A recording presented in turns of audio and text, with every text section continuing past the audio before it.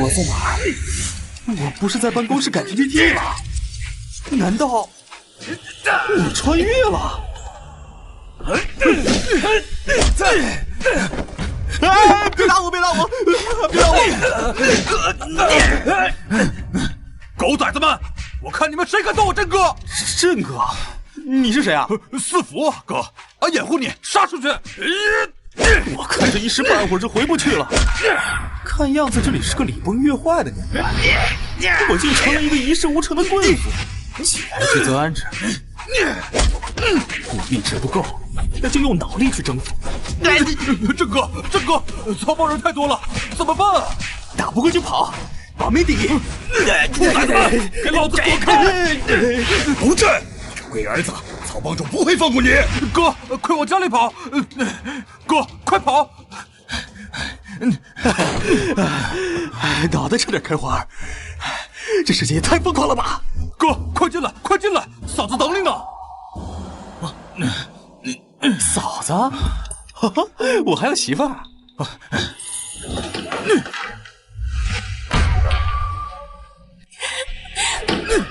啊！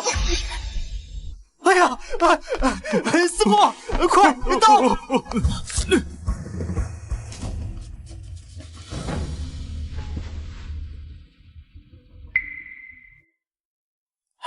还行，还有气儿。这谁啊？在我家上吊？嫂子咋这么想不开啊？嫂子？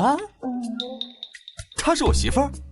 对啊，你昨天从柳家买的，你还说了玩3天之后要卖给三婆，还能换5两酒钱呢。柳枝，你到底有没有良心？我父亲把我托付给你建了这么大一座豪宅，结果呢？你是怎么对我的？夫人，你要相信我，我真的是被冤枉的。明明是你诬陷我！贱人，把这个贱蹄子给我扔窑子里去！放开！你们放开我！你们放开我！你们放开我！哎，婆子，请留步！放开我！放开我！这么漂亮的美女，你给我玩几天呗？哎，千不该万不该，不该有这副好皮囊呀！婆婆，求求你，救救我吧！婆婆，求求你！行，先给你玩玩，不过3天必须给三婆送去。好嘞！婆婆，救救我！我真的没有勾引老爷。你没有勾引他，以后就勾引我吧！你放我下来！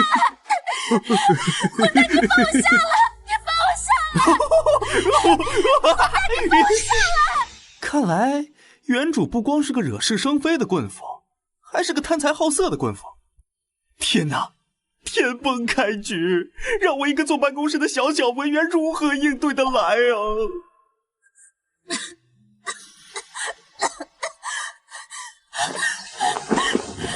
你们不要过来！让我们去死！你别激动，我不碰你，哥不会卖你的。哥，那5两酒钱你不要了？要个屁啊！这是人，你下得去手啊你？哥，不是你说玩够了卖给三婆换酒钱吗？我那是缓兵之计。哦，我明白了，哥是英雄救美。我咋觉得哥转性了呢？像变了个人。你说的可当真？你先好生休息，我睡外边，等明日咱们再商议下一步。走。莫非他是个好人？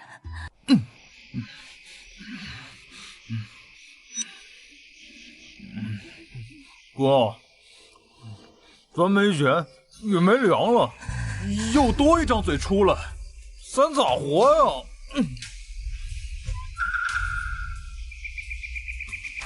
谁害他这样，谁就该付出点抚养费。抚养费？没错，刘老爷色胆包天，柳夫人心狠手辣，我得让这2个人出点血。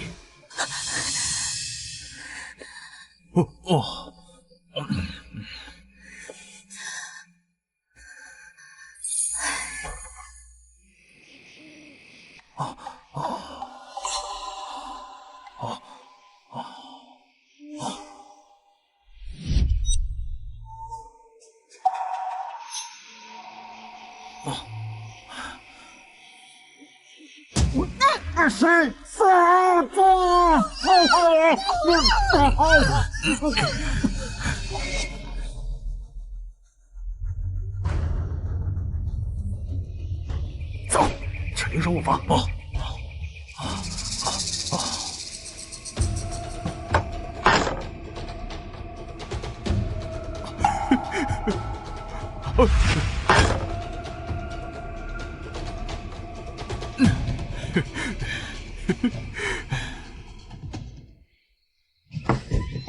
一大早的，他人去哪儿了？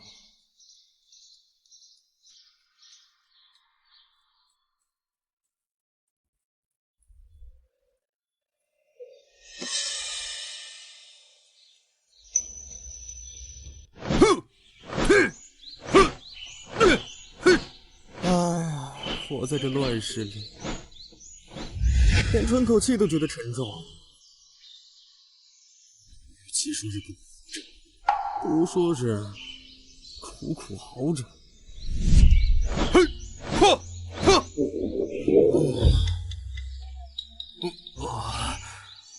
郑哥，饿了。也罢，人人只求自保的乱世里，能有个全然信任自己的人，已是万幸。这傻兄弟不懂世道险恶，只知死心塌地的跟着我，这是我撑自己的希望。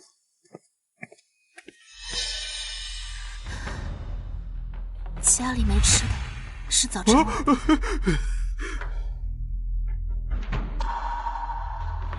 郑哥，你先吃。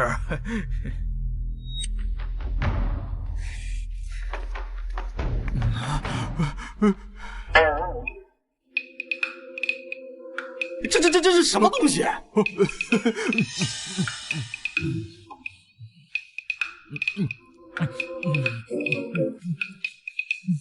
俺就知道，俺郑哥对俺最好了，有啥好吃的都想着俺。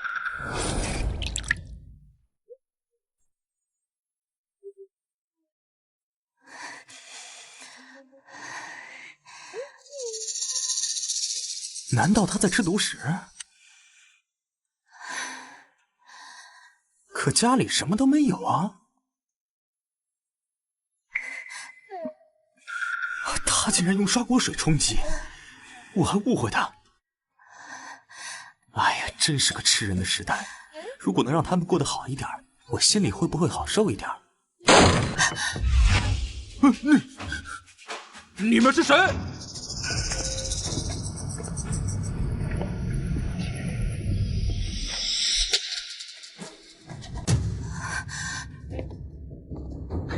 看来我来的不是时候啊。大妈，您是哪位啊？郑哥，这就是三婆。哎呀呀，原来这位洗尽铅华、看起来资深的美女是三婆呀！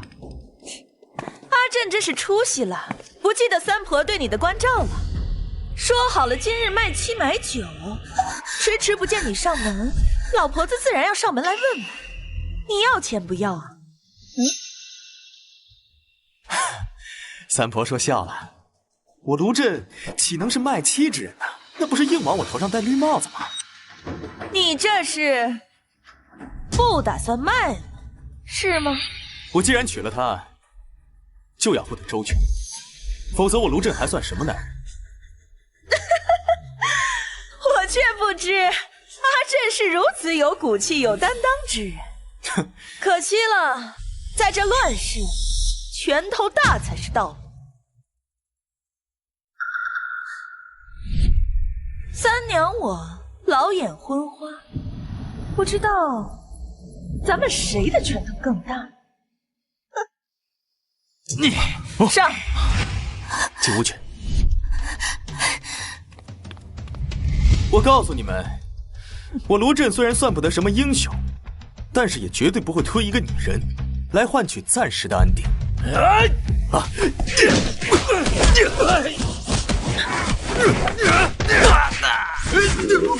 这个我好饿。我早就说过，在这乱世，你得认命。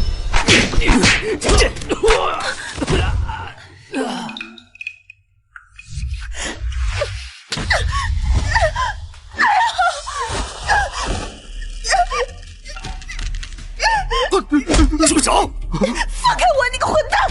我要是擦破点皮，老娘就扒了你的皮！三婆啊，你有句话说得很对，在这个乱世，拳头硬才是道理。现在，你知道谁的拳头硬了吧？你们先离开！现在可以放开我了吗？三婆，你拿我当傻子吗？我若是现在放了你，他们就会进来，将我们碎尸万段。滚远点儿！现在可以放开我了吗？三婆，人心险恶，你还是留在这里比较安全。我要将你碎尸万段！来人，给我找个麻绳来，给三婆上个活儿。好嘞。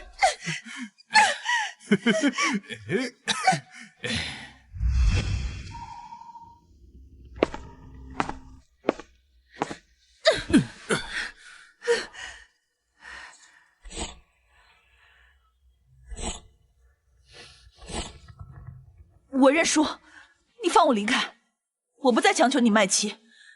三婆的嘴，骗人的鬼！你说话要是可信，母猪都能上树。老实点！你到底想怎样？他们应该快来了吧？如果不一次性把他们打疼，他们将会源源不断地打扰我的生活。我这招呢叫围点打援，效果应该还不错。放了三婆，放了三婆！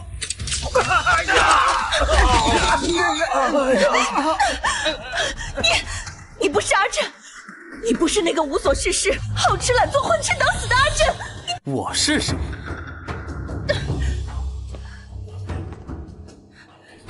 你猜？阿震，看在三娘对你和福兄弟多有照顾的份上，饶了我们吧，行吗？多有照顾？是见死不救的多有照顾，还是见到我和四福被饿死，把我们拒之门外的多有照顾？又或者是上门逼迫卖妻、逼死人命的多有照顾？我就想带着兄弟和女人好好的活着，就这么难吗？走！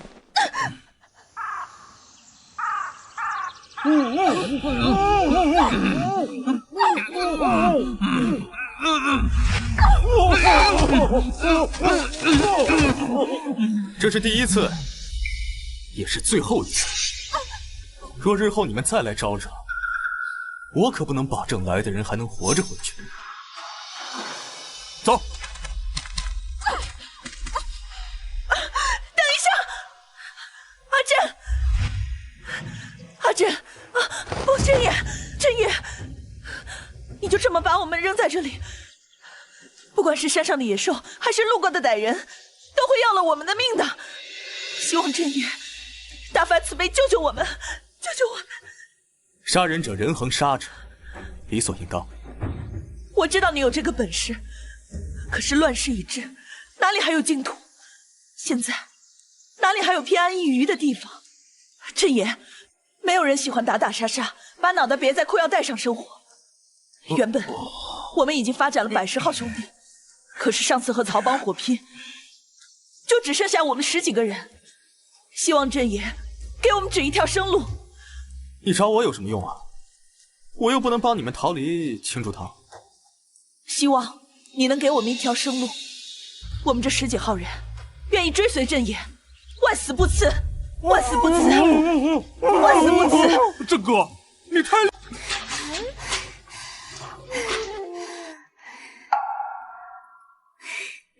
能填饱肚子就已经很满足了。他好像跟别的棍夫一点也不一样。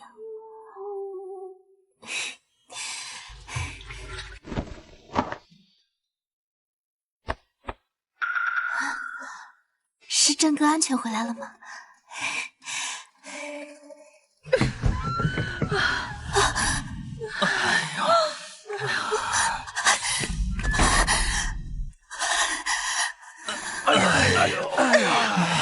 哎呀！累死了！等谁伺候呢？起来！民以食为天，想要活下去，填饱肚子才是最关键的。既然你们投靠了我呢，就要忘掉自己曾经是个棍夫，一切都要靠自己亲手劳作。你们能做到吗？能。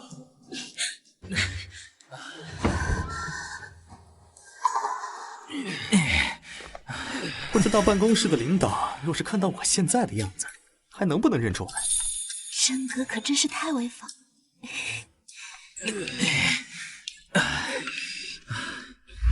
那边。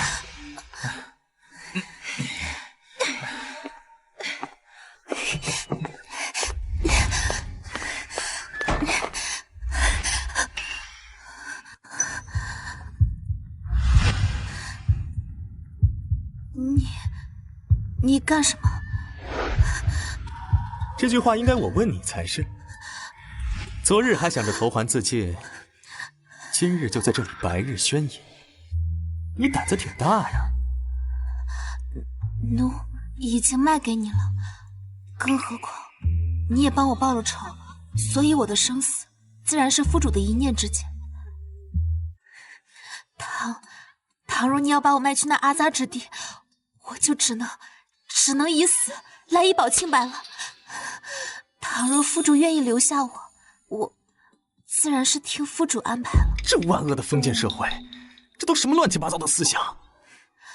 柳夫人最爱的首饰，我看见了。你放心，我一定会护你一世周全。哦，对了，夫主怎么又把他们给叫回来了？这些多是游手好闲、惹是生非的棍夫，你把他们叫回来，恐怕会给自己惹上祸端的。我也是棍夫啊。如果有一条别的生路，哪里有那么多人愿意做棍夫？可是如今政权割据，连年战火，百姓们流离失所，自然民不聊生。若是可以给他们一块可以耕作的土地，他们自然会愿意为了一日三餐拼命劳作，哪里还有那么多时间愿意去做棍夫啊？既然我穿越到这方世界，不做些力所能及之事，还是心中难安。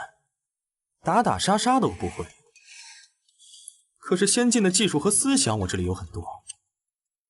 若是能让更多流民过上安稳的生活，在乱世中给更多人一个家，也算我没有白白穿越一回。或许还能像短剧里演的那样，成就一方霸主，走上人生巅峰呢。这个，不好了！青竹堂的人打过来了。郑哥，他们外面来了好多人，他们扬言郑哥临阵脱逃，必须杀死衣锦校友，还有三婆和其他的棍夫也因办事不力，要他们以命相抵。莫怕，一切的恐惧都来源于火力不足。虽然咱们人少又疲惫不堪，肚子又很饿，不过我一定会让他们见识见识什么叫科技改变生活。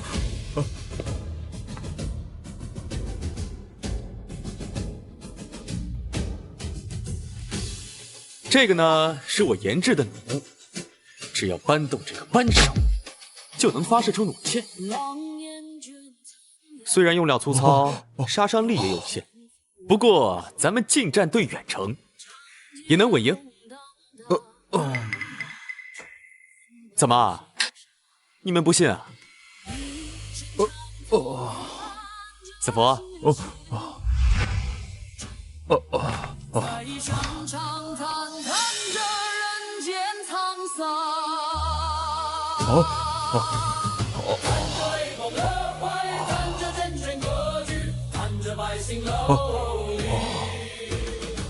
3、2、1。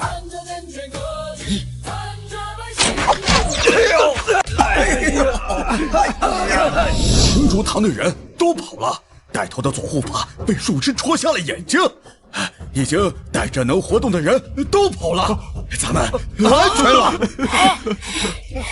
太好了！事情还没有结束。青竹堂的人盘踞此地多年，他们不会轻易善罢甘休的。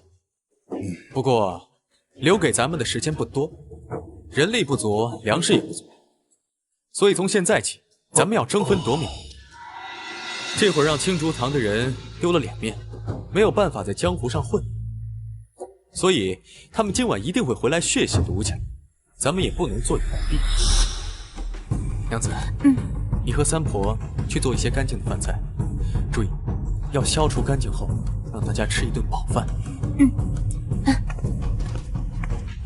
哎，阿佛，你和兄弟们收集一些这种树枝，并且削成一些锋利无剑的利剑。记住，要找一些笔直的树枝，提高射击的精准度。好。你俩等一下，你们不用参加战斗，但是一会儿要跟我去城外挖一些陷阱来，再回来吃饭。等挖好了，咱们就到村外打埋伏，打他们一个措手不及。措手不及，措手不及。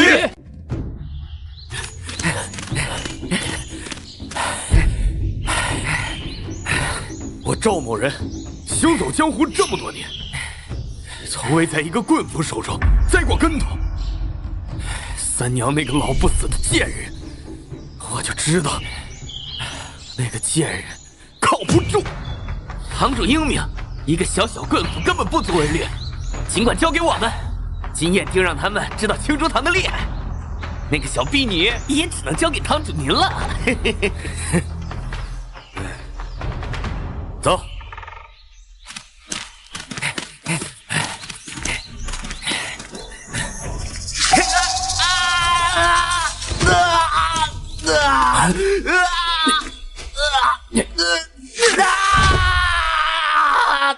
敬酒不吃吃罚酒，今夜我们血洗卢家。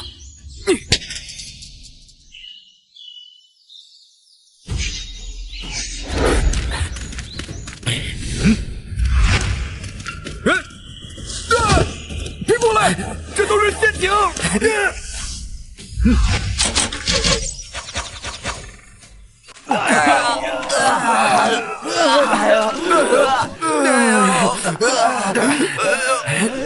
你们几个叛徒！青竹堂留你们容身之所，你们竟赶尽杀绝，如此心狠手辣，就不怕遭报应吗？还有没有天理啊？哟，这就开始给我讲道理了。你们说，在这个乱世之中，从来都是强者为尊吗？弱肉强食，丛林法则。你们是强者的时候，就可以弱肉强食；你们成了失败者，就开始在这儿跟我讨要天理。我可是青竹堂的堂主，敢不放了我饶不了你们！在我面前搞阶级压迫这一套，我还是范阳卢氏之后人。在这个乱世当中，生存才是第一。兵农工商都有权利活下去，若这些你都不懂，我也没有必要浪费口舌。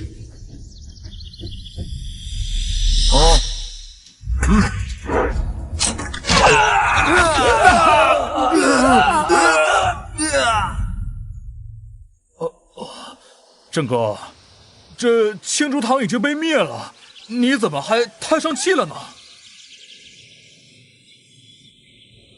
我担心的是这帮兄弟，我带着他们成天过着有上顿没下顿。我想找个地儿，找一个能遮风挡雨、能存下粮食的地方。这想法虽好，可这兵荒马乱……哎，郑哥，青竹堂怎么样？青竹堂？对呀，哥，青竹堂有房有地，还有个大粮仓呢。这爷，万死不辞！我定要在乱世中给更多人一个安稳的家。你们站起来！我让你们站起来！我带你们就活出个人样。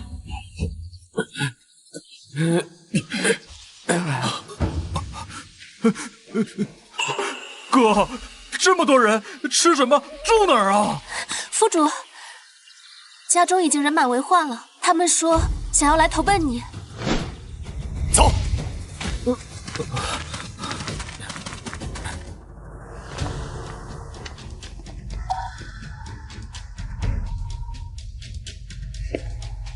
这位弟兄，不是我不仁不义，实乃急迫，才由此住进青竹堂的下策。青竹堂做的都是伤天害理的事，这爷我们不怪你。这爷我们不怪你，不怪你，不怪你。我们这爷我们不怪你。乱世里人命最贱，可以最宝贵。想让兄弟们铁了心的跟着走，总得让人把肚子填饱。眼里看得见的是实实在在的奔头。林霜，你带着大家整理青竹堂，我和四父出去一趟，等大家回来。你要注意安全。好。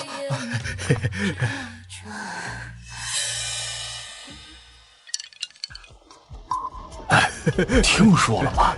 邻村出了个厉害的小子，连青竹堂都不是对手。知道，听说是出自范阳卢氏，很厉害的，还抢夺了青竹帮堂的老巢。对外说是不管士农工商都可投奔。广平王若是知道有人在此招贤纳士，会不会……这些可不是咱们能说的。快走！走！当时头脑一热，就冒充范阳卢氏。范阳卢氏可是大家族，也不知道会不会被报复。算了，报不报复的都是后话，还是先弄些启动资金，才是正事。原主全身上下也就这块玉这点钱，但愿他能帮我渡过难关。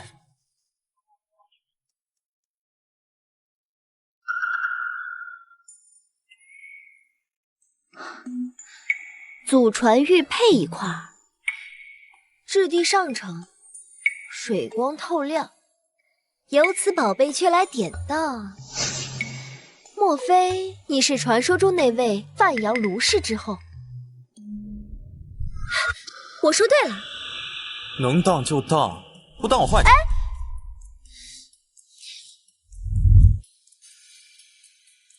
这块玉佩只值2两，可这2两银子却变不出范阳卢氏的威风。说，你为何冒充范阳卢氏，也不怕被拆穿之后死无葬身之地？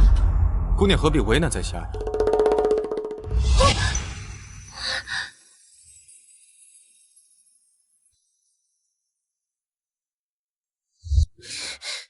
就像你女扮男装一样，不过是乱世中的一些手段罢了。可你本来可以选择另外一种手段啊！姑娘说笑了，换一种手段，证明你们还有选择。可我们呢？我们已经没有选择，无路可退了。是向晚胡言乱语，公子大义，向晚自愧不如。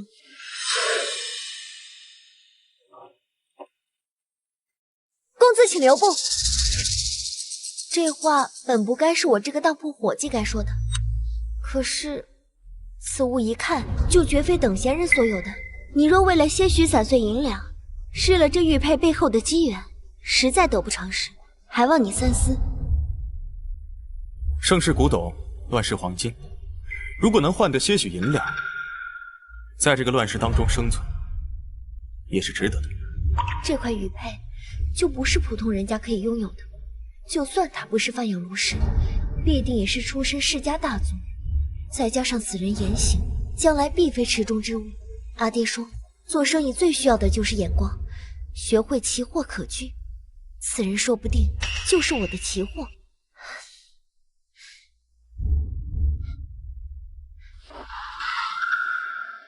我观你绝非池中之物，将来必有一番作为。这是我全部的了。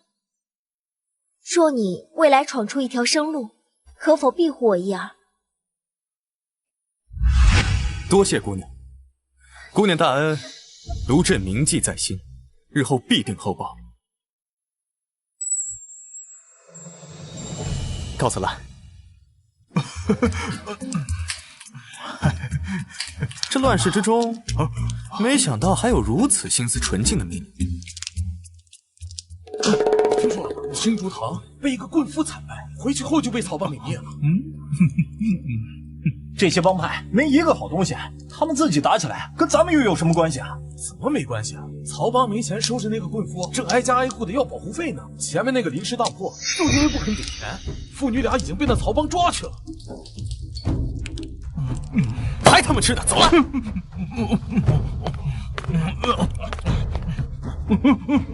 小娘子，小娘子，出去！放开我你！让你躲，让你躲！还有你这笨蛋，你想讨伐人家卢公子，以为自己都是什么东西？一群阴沟里的老鼠，以为天黑了就能称霸天下了，岂不知天是会亮的。这小娘子脾气还挺大。说得好！来，躲开！哎呀，小美人儿，性子还挺烈啊！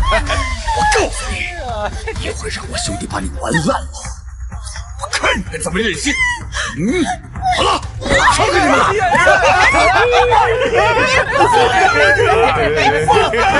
就你叫！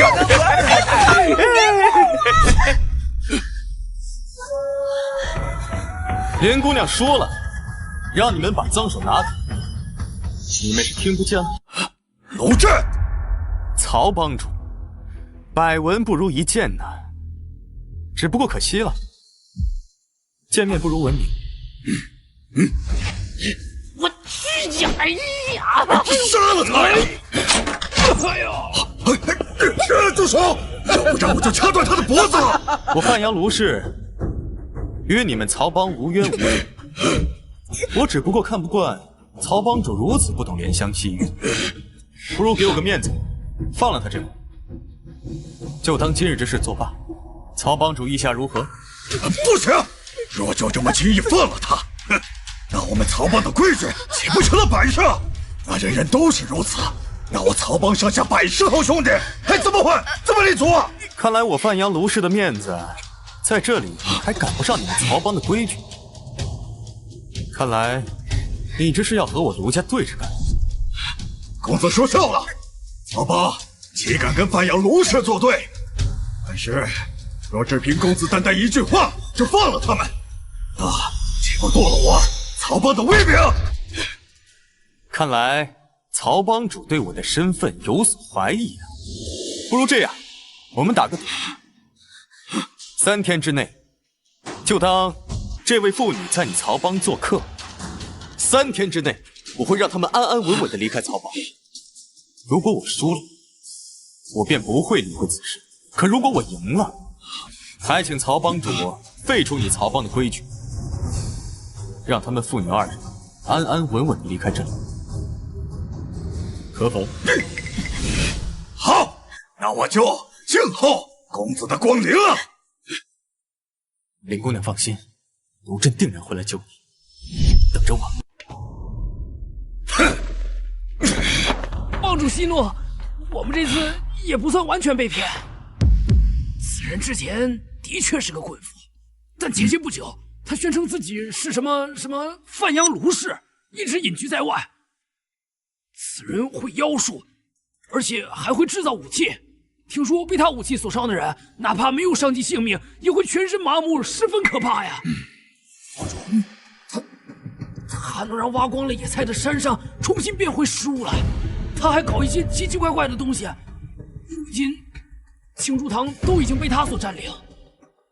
许多人都已经去投奔他。行了，哼，他妈的，我看呀，他就想踩咱们立威。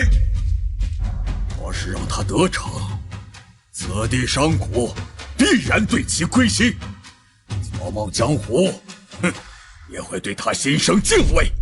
哼，这可怎么办，帮主？帮主，这卢真的法术，我们可不好对付啊。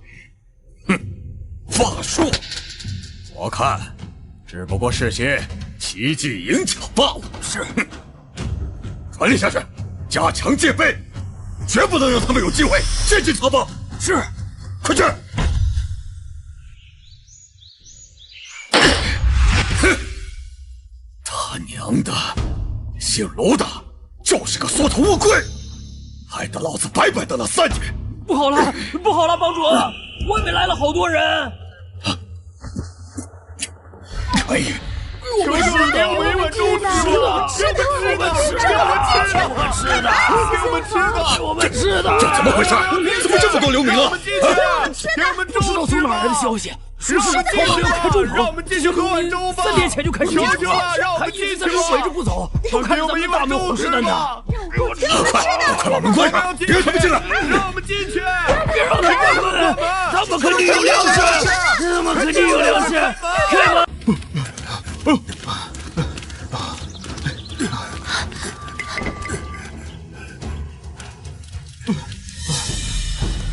郑哥，你果然料事如神啊！原来流民是你叫来冲击曹帮的，还这么容易就救出了林姑娘。林姑娘对我有恩，能兵不血刃的将你们妇女救出，实乃万幸。我些许银两，无其他大事，公子却倾尽全力救我妇女性命。林某此生必定倾尽全力回报公子。快快请起。乱世不易，大家都只为活着。不过可以预见，曹帮今后一定会视我卢家宝为眼中钉、肉中刺。不知二位和我回去，也不知是好是坏。公子惹上曹帮，也是因我妇女而始。吉凶祸福，那都是我们的命数。何必执着于命呢？岂不知我命由我不由天。卢公子是准备主动出击，不愧是我认识的卢公子。我这儿确实有个好主意，不过需要二位鼎力相助，不知二位可否？乐意之至。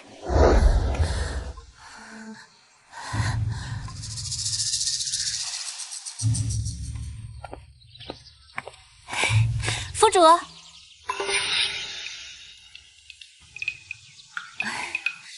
府主回来了。原来这就是府主心心念念的林姑娘，果真貌美如花。是的，没错，这位呢就是我的恩人林姑娘。当初若非是林姑娘出手相救，咱们卢家堡可不会发展的像现在这么如此之好。哦，对了，这位林长和林姑娘要在咱们这里安家，这些呢都由娘子掌管，我就不插手了。哎呦，水泥和的怎么样了？哦，还有那个刘恒找到了吗？哦，对了，消石那么大一块消石，我找不到了，我得赶紧把它找出来。火药，火药的研制已经刻不容缓了。要知道这个曹帮日后一定会视我们卢家堡当成眼中钉肉中刺的呀。娘子，我那儿还有一个改良水车的方法，我得赶紧去实验了。府主的性子一直都是这般跳脱，还请林姑娘莫怪。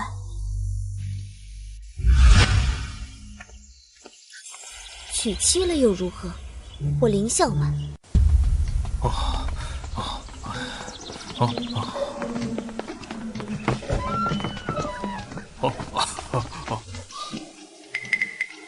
他们刚才没打起来吧？没有啊，为什么要打起来？都那样了还没打起来？没有。郑哥，你该不会喜欢跟女人打架吧？郑哥，你是不是想把林姑娘收了房啊？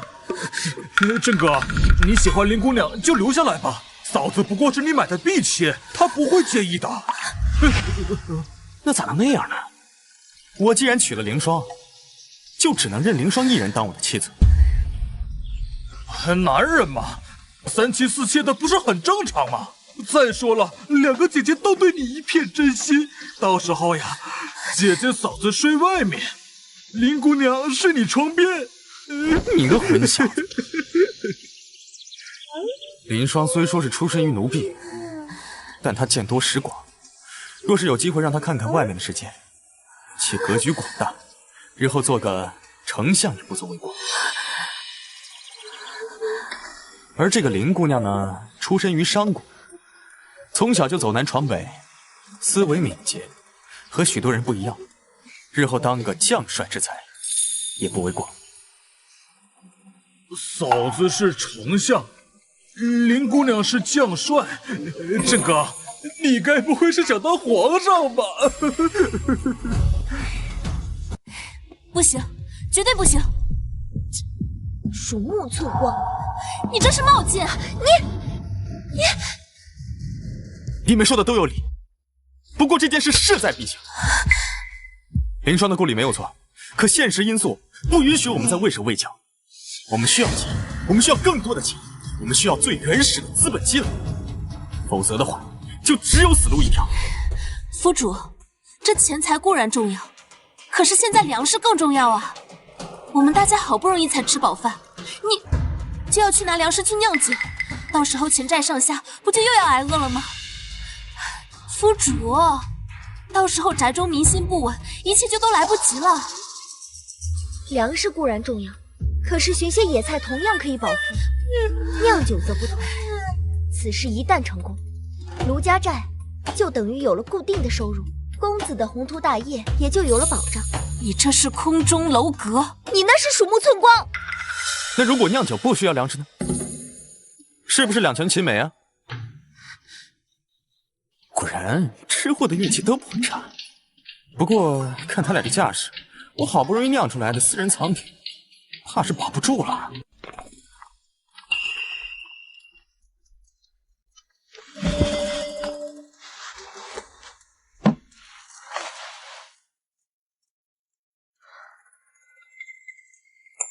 酒香浓烈，沁人心脾，果然是好酒。果香馥郁，闻之可醉。我当真从未见过如此好酒。这种果子个头小，皮厚又没有肉，拿来充饥食之无味，弃之可惜。我就用这些果子酿造了些果酒，来，你们两个尝尝，不知二位觉得如何？来，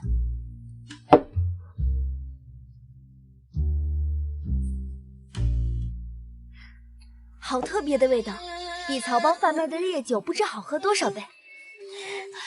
这绝对是京都那些世家贵族们从未见过的东西。只是山上的果子毕竟产量有限，就算把所有的果子都拿来酿酒，那也不够啊。如何能成为你的助力呢？你这话可就说错了。常言道，物以稀为贵。这酒若是落在流民手中，自然是一文不值，连解馋都不行的东西，可如果落在普通人手中，最多也就10几文一斗，解馋的廉价品。但是若是经过包装，落在那些世家贵族手中，再言明此物酿造不易，世间少有，此物可价值千金。果然不愧是商家出身，林姑娘真是无人能及呀。这日后若是当了卢家寨的商业主管，这贸易真是稳稳拿捏呀。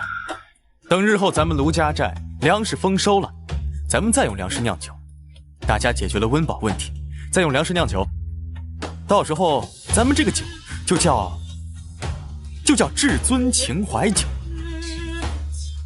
让那些有钱人也成为咱们的钱袋子。干杯！干杯！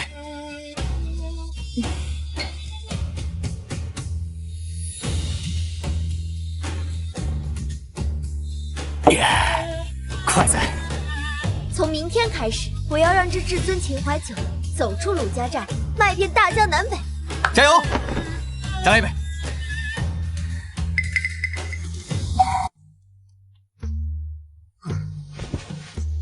来一壶至尊秦淮。好嘞。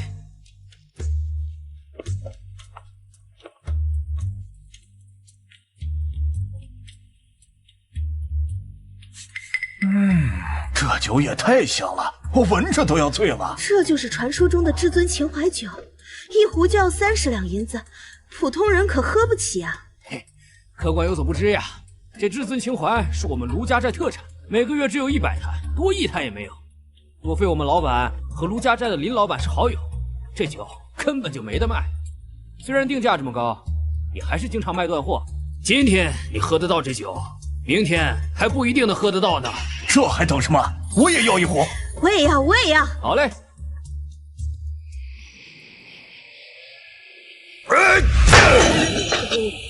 棒子息怒！卢家寨，好样的！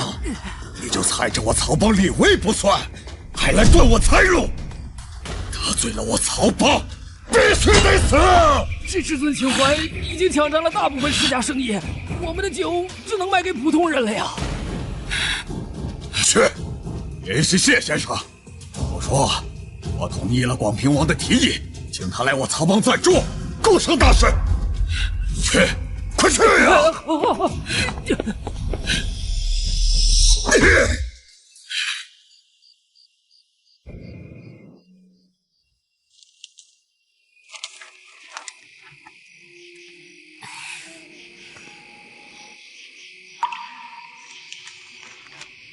府主，卢家堡内各项事务已经理顺，各小组小队也都选出了组长队长。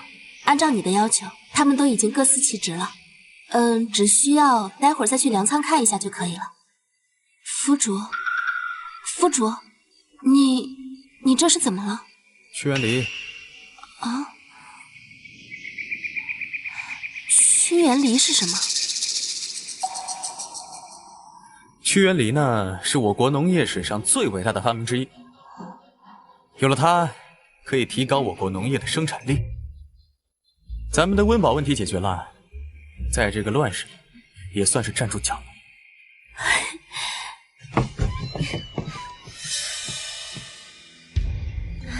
我还以为只有我带来好消息了，没想到卢先生也有好消息。怎么，曹帮快被你挤压的没有容身之地了？他的酒本来就劣质，咱们的至尊秦淮一出，自然是所向披靡。酒卖的好固然好，恐怕呀，咱们的麻烦也快要找上门来喽。你的意思是？郑哥，郑哥出。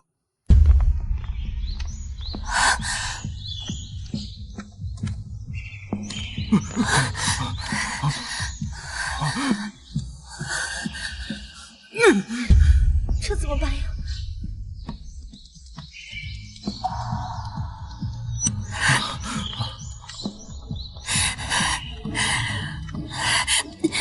都是我的错。我今天若是来巡视的话，也不会发生这种事情。不，都是我的错。都怪现在日子过得太安逸了，忘记当初刀口舔血时该有的警觉了。都是我的错，都是我的错。现在自责毫无意义。咱们的酒断了曹帮的财路，他来一招绝粮也属于正常。郑哥，你说是曹帮的人干的吗？显而易见啊！让咱们绝粮，既能扰乱军心，又能给咱们的酿酒材料造成困扰，一举两得。那怎么办？就算现在高价收粮，也买不到粮食了呀。不用担心，现在咱们只要再做2件事：第一，让全寨的人吃上一顿饱饭；第二，找到偷东西的人。可是，我们要去哪儿弄到粮食呢？你的酒，王爷收下了。不过，王爷的意思是，希望你把那至尊秦淮一并弄来。还请先生转告王爷，我曹帮必定尽全力攻下卢家寨。到时将所得一切尽归于王爷。哎，万万不可！我听说那位卢震出自范阳卢氏，一身本领通天彻地。哎呀，谢先生明鉴，我曹帮多数弟子都知道，这姓卢的就是一个棍夫。一个棍夫，他能懂得调虎离山之计，玩弄你于股掌之间。一个棍夫，他怎么改良织布和耕种，制造炭笔、水泥和弓弩。一个棍夫，他会收拢流民，教化众生，仅凭10几个人就割据一方。一个棍夫，他能造出如此绝世佳酿，让你曹帮束手无策。不行，此人若不能收入麾下，将来必是大敌。我得休书广平王，先拉拢一下才是正理。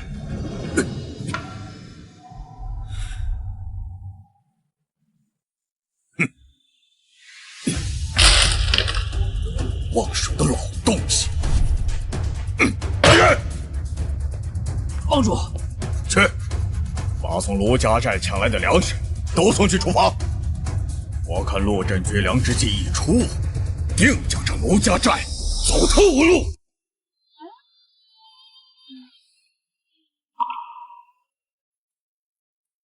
凌霜，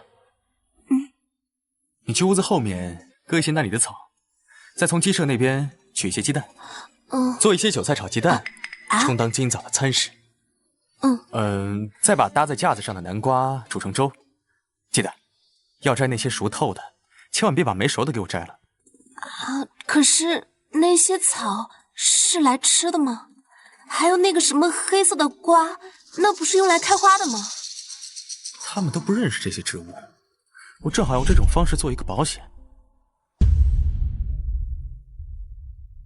四福，守住城堡大门，不要让任何人进出，防止偷粮食的贼进出。是。林姑娘，麻烦你去取一下登记册，咱们要揪出逆境。遵命。不知曹帮的人有没有吃那些粮食？我的粮食可不是那么好吃的呀。先生，听说你抢了卢震的粮食。先生，他门户打开，这不明显让人来偷吗？你知不知道广平王要招安卢震？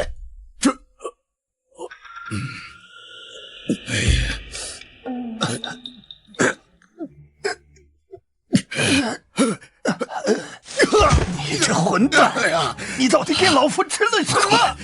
快上狼！所以你是故意让他们来偷粮食的？说故意有些夸张了，只不过是他们运气不好罢了。如果是前段时间，是那些田木鼠，他们偷走也没什么大问题。只可惜啊，怪就怪在他们是这2天才来偷的呢。有什么区别？本来以为和之前一样，是田木鼠，可谁能想到你们挖回来的是苦木鼠。如果这苦木鼠不经过处理的话，是会中毒的。所以堡主让大家统一用餐，就是为了统一处理这些毒木鼠，防止大家中毒是吗？大家都以为去皮的木薯泡在水里，是为了煮出来的样子更白。可我没告诉他们，如果不浸泡，是要死人的。所以说，那些偷粮食的人怎样了？这个嘛，曹帮上下中的是同样的毒，若非催吐的及时，曹帮上下恐无人生还。所幸诸位及时催吐，诸位残留的毒素不足以致命。老震，老子跟你不共戴天！吃不足败事有余的东西，我一定要禀告王爷，你这种蠢货，万不可留！寨主果然英明，这粮食在您手中，是保父的圣物，到了敌人的手中，却成了催命的利器。可是按照那个帮主的性格，只怕会和咱们不死不休呀。府主，还是早做准备才好。你们放心吧，现在曹帮的战斗力受损，不敢与咱们正面交锋。咱们还是好好研究一下我的生流作坊。哎，我这个密封技术还需要改善一下，省得到时候我还可以用这个密封技术制造一个蒸汽机呀。又在说奇奇怪怪的话了。鸡就是鸡，哪有什么蒸汽机啊？我看你是想吃白切鸡了吧？卢公子难道是又有新的发明创造了？等我真的研究出来了蒸汽机，我就在咱们寨子上开展一次工业革命。等那个时候，你们就知道我这个发明有多么的伟大。谢先生，是不是说的太过于轻巧了？退让，叫我曹退让？难道我曹帮上下无人生还才叫退让吗？虽然我依附于广平王，但我也在此地经营多年，手下兄弟跟我同生入死，我一定要为我的兄弟们报仇。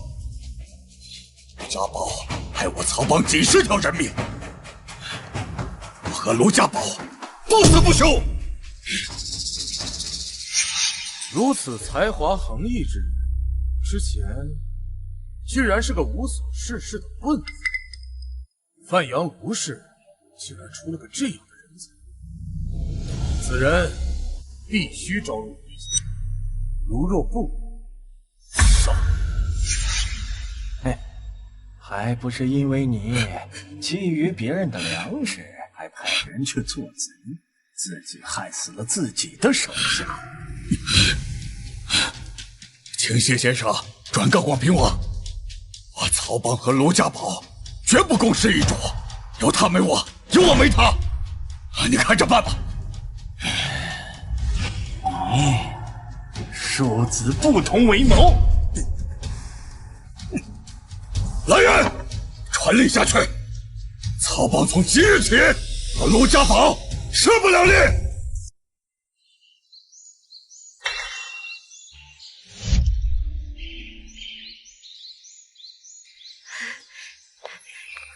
参见寨主。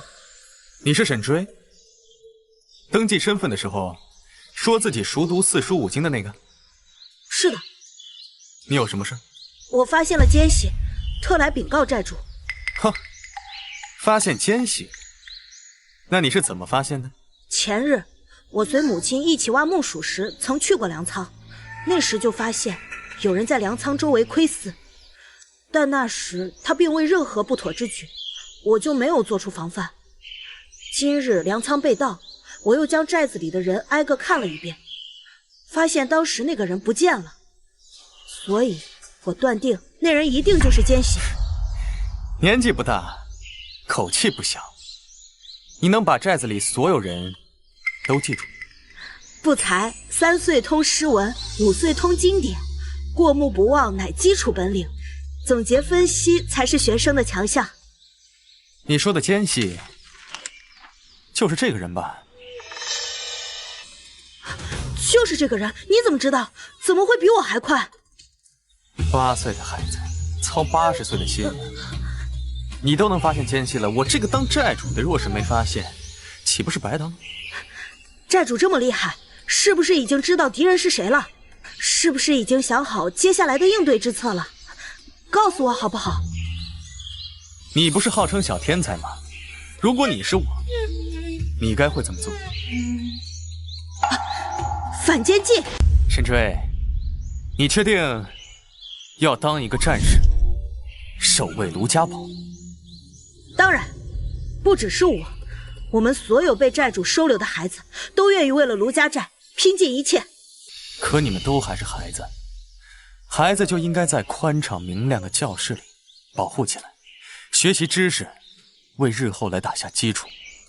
不，我们生于乱世，就注定毫无选择，只能变得强大，才能生存下来。现在有寨主为我们遮风挡雨，可若是寨主不在呢？若是大人们都不在呢？我们必须靠自己。所以，童子军请命出战。好，从今日起，你组织寨中所有的孩子，成立童子军，在你们力所能及的范围之内，保护卢家寨。记住，你们不是战斗训练，而是寨子的未来。你们要利用你们儿童的优势，趁其不备，收集情报。你们能做到吗？保证完成。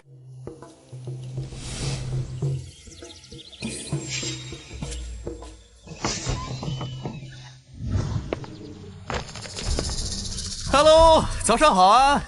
古代人生活习惯就是好啊，还在晨跑。吓死我了！井里下毒没被他发现吗？他怎么没事？难道他没吃早饭？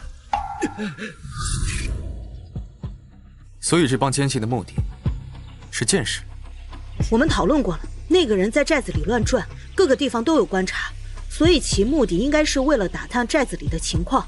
之所以只拿走我们的箭头，应该是因为我们的箭头有所不同。那个杂碎外面穿的是寨子统一发放的外袍，可内部穿的却是柔软干净的中衣。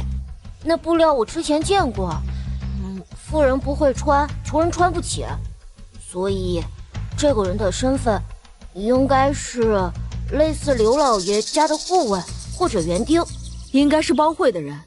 我当乞丐的时候曾经见过帮会打架，听说他们会给鞋底套上一层编织的草鞋，防止打架时下盘不稳，而那个人的鞋上就有被这种草鞋勒过的痕迹。怎么还记恨我呢？不就是小时候偷过你一糖吗？我不都还你了吗？我娘说贵妇不是好人。小姑娘，这可就是你的不对了。你要用发展的眼光看人嘛。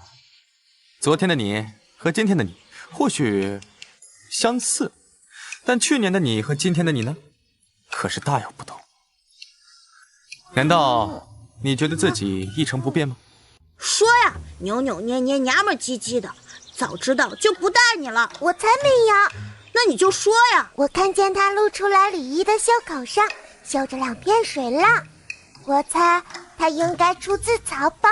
我娘曾经帮助曹帮浆洗衣服，我曾经见过他们的袖口上都会绣着2片水浪，所以他一定是曹帮的。可以啊你，果然啊，高手在民间。想不到我这小小的卢家堡，这几个没有腿长的小萝卜头，竟然能把这个奸细的身份猜出来，实乃人才啊！堡主的意思是我们猜对了。曹帮亡我，卢家堡之心不死，一计不成又生一计。咱们前些日子顺水推舟，让他们吃尽了苦头，想必现在是准备报复回去了。而这箭矢呢，我猜就是他们下一步计划的突破口。是毒。我也是这么想的。咱们之所以让曹帮忌惮，就是因为咱们的弩箭上虽然不会造成严重的伤害，但是会让人失去反抗能力。前些日子我在安全大会上讲话，让你们小心那些树的枝叶，就是因为它们有毒。所以他偷走箭矢的目的，就是因为想要了解解药，想让咱们箭矢上失去毒药，这样一来，咱们的箭矢就会因为缺少箭头，而杀伤力不足的箭就会变成一堆废柴。那怎么办？要不然咱们现在换一种树做箭矢，那就更没有杀伤力了。要不咱们把寨门关起来，他们就算再厉害，也没办法打破水泥做的围墙。可我听说舒先生讲打仗，说攻城都是有撞车的，寨门根本挡不住。要不我们换一种毒？要不怎么说流氓不可怕，就怕流氓有文化。你们看看，心最脏的就是读书人。可是堡主，你不是也是读书人？你们4个明天一块去上课。我们寨子里可以出各种特长的天才，就是不能出没有文化的废物，听到了吗？那曹帮的事怎么办？你还真以为咱们卢家堡只有你们几个小萝卜保护了？你们放心吧。郑哥真是料事如神啊！那人出了山寨以后，就直进曹营，进了曹帮。有人注意到粮食丢失那日他就不在，这几日突然好了些，这是另有图谋。我已经按照副主的吩咐，将今日新制的剑士换上了新的箭头了。我爹派人回来传话，曹帮和谢先生生了嫌隙。这几日呢，谢先生都住在聚贤客栈的天字号客房中，忙着接见本地名士。好，一切如我所料。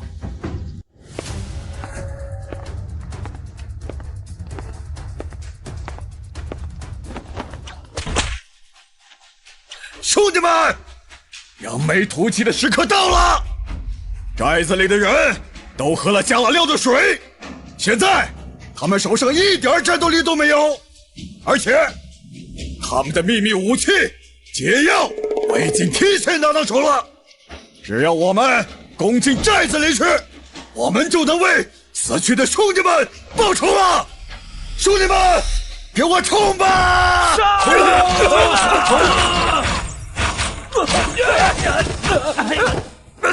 跟我说，这到底怎么回事？你是否被那棍斧给收买了？两头拿好处，出卖兄弟啊！说！大哥，我生是曹帮的人，死是曹帮的鬼，绝对不会有半点叛逆之心啊！一定是你背叛了我，要不我这么严密的计划怎么就被破坏掉了啊？你看我打死你！怎么就不可能了？你的计划漏洞百出，再加上一个蒋干盗书，你必输无疑。妖怪，你一定是妖怪！我只想带着我的人，在这乱世当中苟活。你不来招惹我，我也绝对不会招惹你的。曹帮主，你平心而论，我从来没有得罪过你，可你却3番5次的欺上门来。我刘震虽然不才，但也是范阳卢氏。我不去争那个天下，不代表我不能争。若日后你们还敢再找上门，你们面对的就不是全身麻痹，而是见血风云。好，那我今天就杀了你！卢家堡的一切就都是我的了！帮主！若日后你们执意来犯，我们也不会一辈子守在寨子里。所以请你记住，我们卢家堡的口号是：朋友来了有好酒，敌人来了有月枪。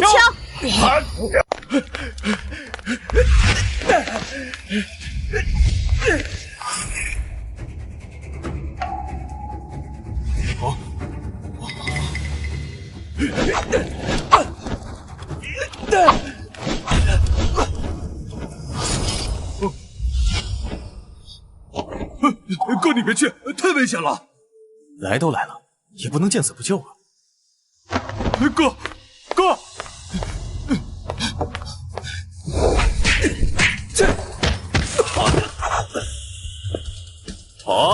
怎么不跑了？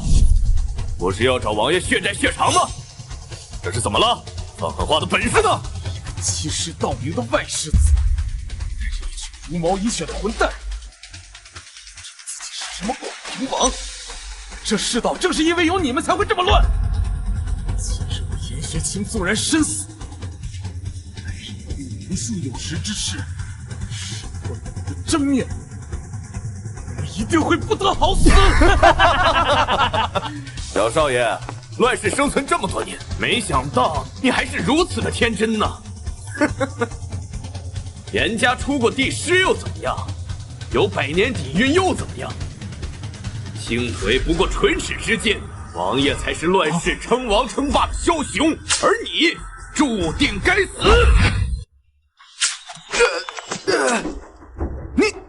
你们是谁？广平王要杀的人，你们也敢救？活得不耐烦了？广平王是和曹帮有着密切联系，还收了他们的酒，帮助了曹帮起死回生的广平王？当然，那就没有什么好顾忌的了。杀了他。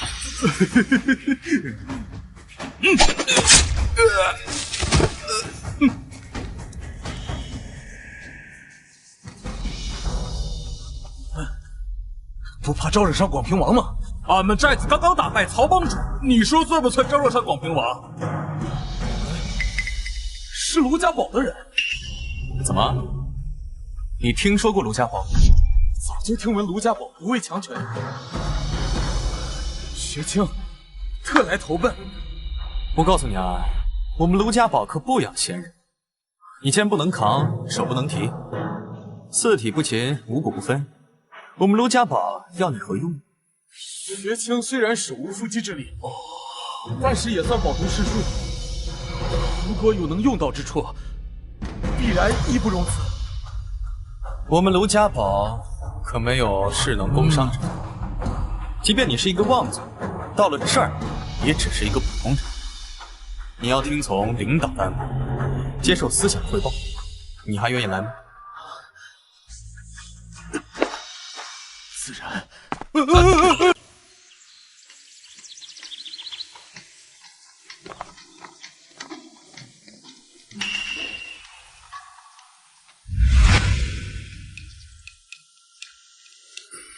耶！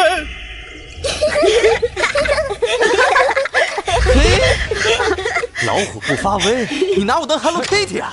林阳，我就知道你小子不老实，你看我怎么收拾你！哎，堡主，孩子顽皮，还请您宽裕啊。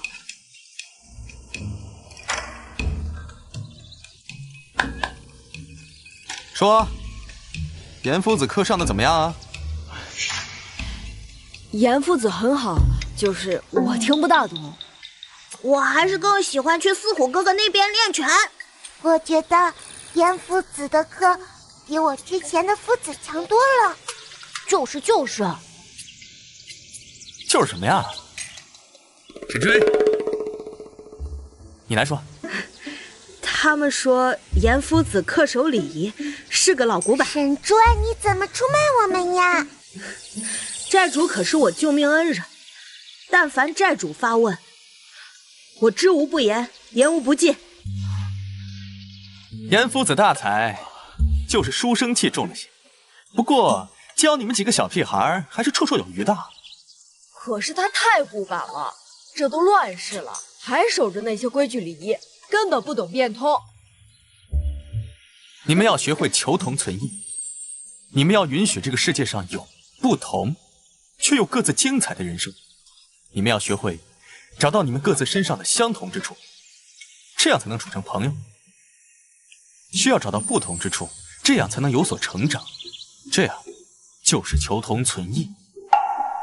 堡主大才呀，请佩服之至。郑哥，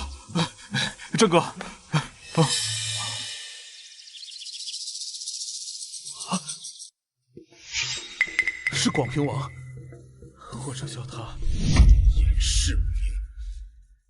你们是？他是我的庶弟，但是城破之时，他投靠了叛军，屠了我们严家满门。我胸口这伤口，就是他亲手造成的。若不是我与旁人不同，我早就是一抔黄土了。你想报仇？我试过很多次刺杀他，这对我来说太难了。我只能提醒堡主，此人阴险狡诈，莫要与他结交。都说读书人清高，怎么告起小状也这么轻快啊？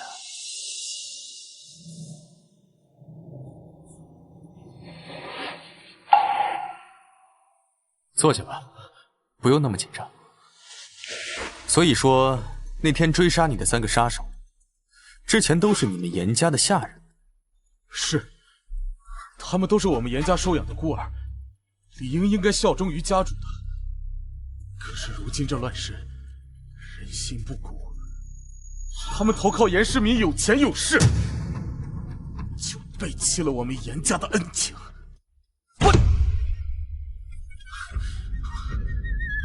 是我失礼，请堡主责罚。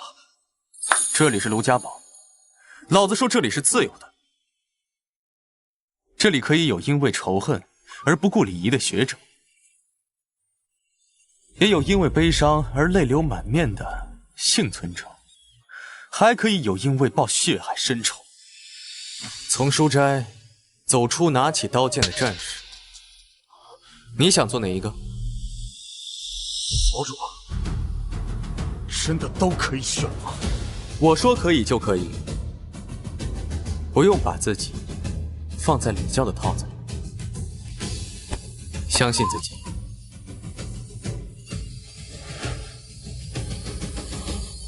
狼烟卷残阳，空枪赴寒霜。列祖列宗，你一定会手刃我们严家的仇人！看一下头头里边裹着什么？乱世是不需要软弱的，正如当初你们一样，愿意站出来保护大家。你们不需要软弱，只需要调整情绪。哥哥他没事吧？每一个人都需要成长，每一个人都有自己不愿意被人看到的一面。等夫子愿意说了，大家自然而然也会知道。好啦，今天的课就上到这里，回去吧。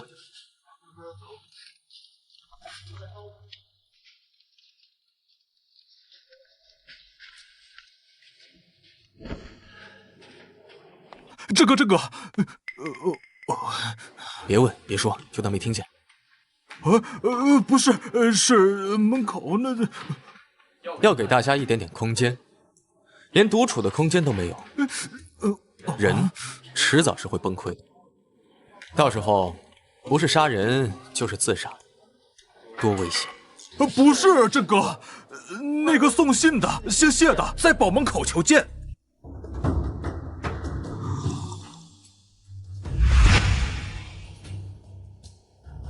卢堡主，我们王爷的提议，您觉得如何？我说过了，我对你们广平王和广平王那些理想没有任何兴趣，请麻烦你们和你们的手下圆润地离开卢家堡势力范围之内。堡主可要想清楚了，我家王爷兵强马壮，不愿与阁下兵戎相见，所以才派我前来共商大事。王爷所图不过是虚名罢了，难道堡主也不能认同吗？赐福，送客。哎，你干嘛？我乃清河谢氏。哎呀，你这犹如斯文，犹如斯文呐！我说了，我的时间很宝贵的，没空听你在这里装腔作势。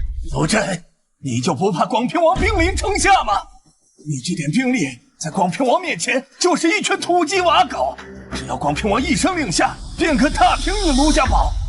我再说最后一次，我对称霸天下没有兴趣，你们爱找谁找谁，别再来招惹我了，找我。卢真，你就是一个无脑的棍夫，你会后悔的，你一定会后悔的。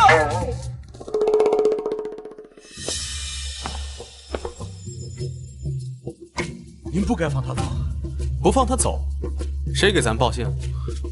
你放心，我可没有做圣母的习惯。可是，此人阴险狡诈，定不会善罢甘休。以他的卑劣，一定会使阴招，清残会无力扭转。谁说的？若你能开设课程，要全民学习兵法，还怕他搞阴谋诡计？学兵法，全民皆兵。对啊，只教几个小萝卜头，实在屈才呀。36计能不能讲？孙子兵法会不会讲？是，可是卿从未听过孙子兵法36计。小爷上大学的选修课就是孙子兵法和36计品鉴。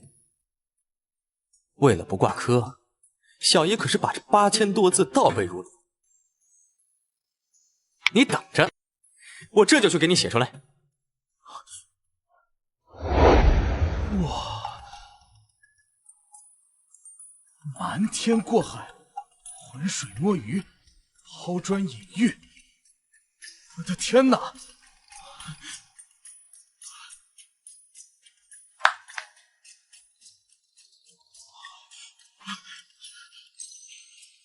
天佑卢家宝，天佑卢家宝，天佑卢家宝啊！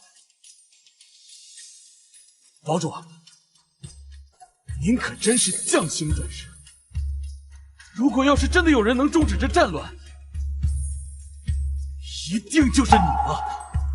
你先别激动，这也不是我写，我只是会背而已。日后这传道授业的工作，你可得给我传达下去，这任务也就交给你了。你可得给我好好。保主，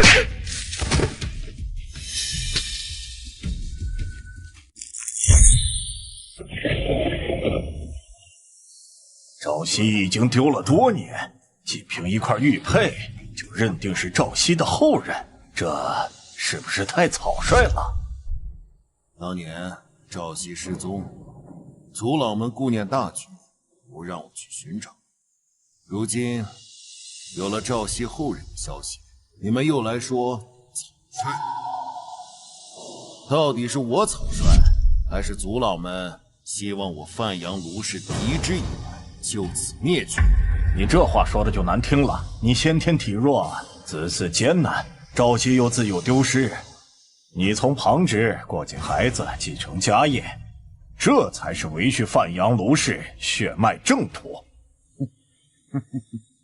别以为我什么都不知道，你们勾结了广平王，对吗？我们有什么错？行掌天下权，我范阳卢氏为何不能争上一争？这就是你们派人刺杀卢真的理由吗？你们既巴结了广平王，又断了我嫡支的香火，真是好谋略，好长事，好野心呐！族长莫要胡言乱语。苍天有眼啊！若不是你们派的刺客刺杀失误，担心问责，将那孩子的玉佩捡回来交差，我还不知赵熙之子已经如此优秀。我范阳卢氏有后了，我范阳卢氏有后了。你这话说的，好像我们就不是范阳卢氏一样。从今晚开始，什么意思？列祖列宗在上，不孝子孙卢兆陵，依照祖训，将背祖忘宗之辈尽数诛杀。王爷，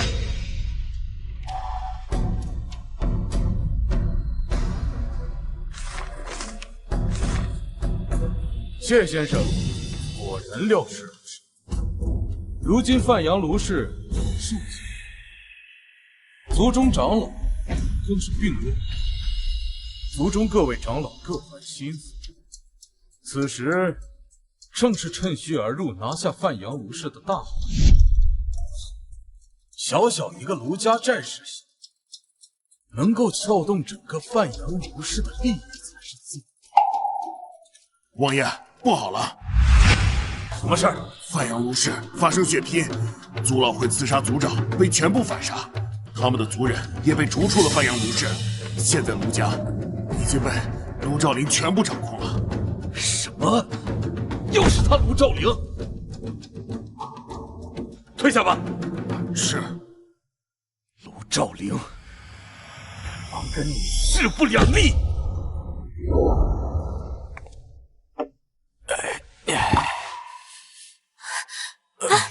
府主，你醒了。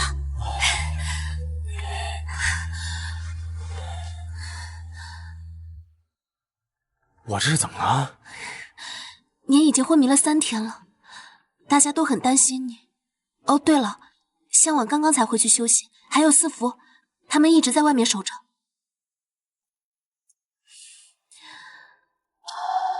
还好我有先见之明，要不然老子的小命就没了。哦，对了，有一个人，他想要见你，已经在外面等了1天1夜了。谁啊？他说，他叫范阳卢氏。难道是我此前冒充范阳卢氏的事情暴露了？该不会是来找麻烦的？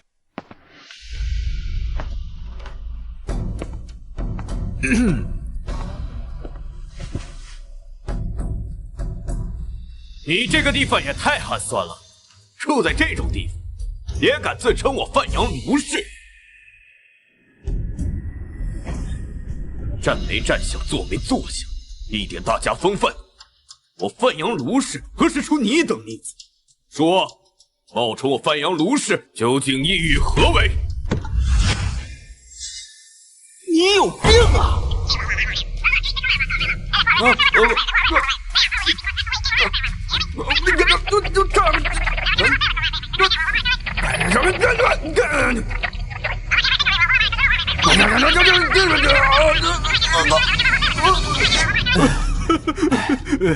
杀人！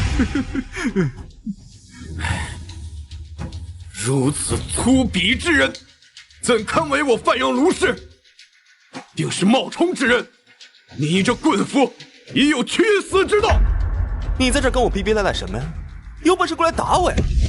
在这儿，你装什么大碗蒜啊？你妈没教过你不要用手指指别人吗？很不礼貌的行为。范阳卢氏就是这样教育的啊！以后出门别说认识我嫌丢人。庶子啊！你复读机转世啊？你就会这一句话？庶子，我范阳卢氏绝不同意你说我犯足此忌。若再敢冒充我范阳卢氏，我必处之！好大的口气！好大的口气！我范阳卢氏何时轮到你一个旁支小吏做主了？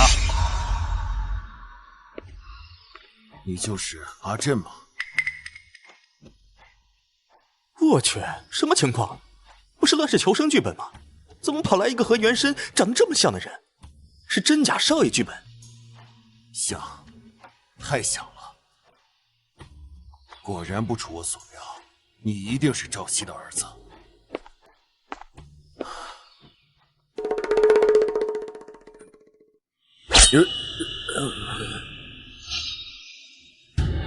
卢兆阳，你不要以为是大长老的儿子，四处横行霸道，族中念你父亲年迈，对你多有作用。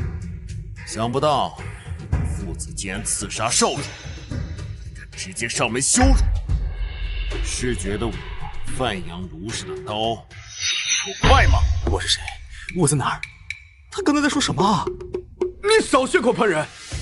不要以为你是族长我就怕你。我爹深谋远虑，族老们不会容忍你胡作非为的。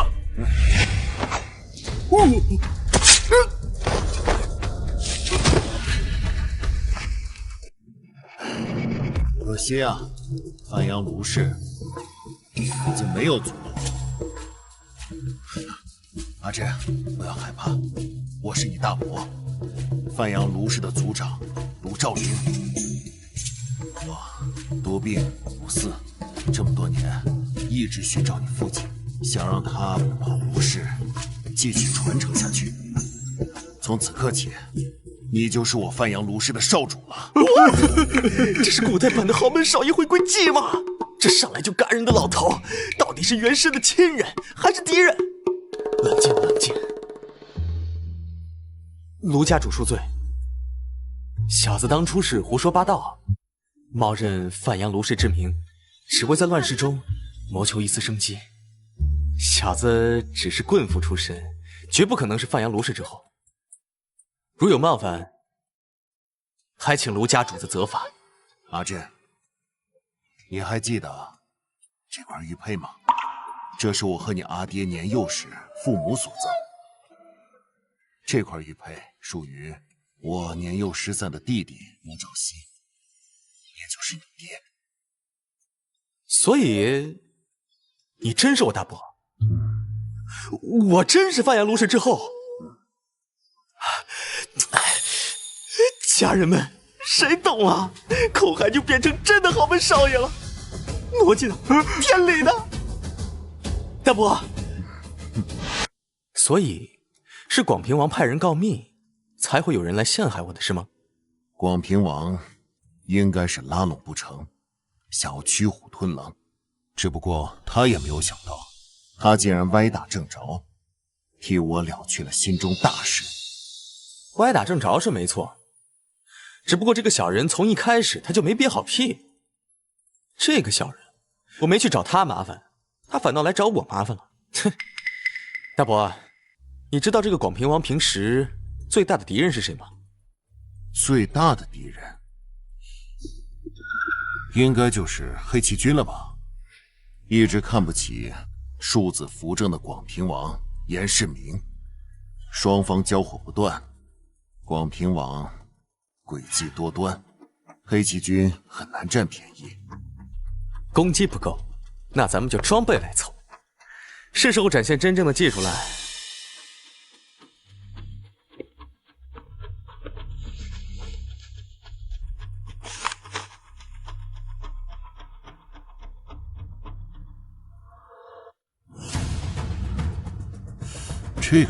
这是我设计的黑旗重甲，比平常的机甲要重一些，可以挡住所有的要害。到了战场上，他们就会变成行走的堡垒。严世明不是喜欢阴谋诡计吗？到时候我会让给他明白，在绝对的力量面前，一切的阴谋诡计都变得不堪一击。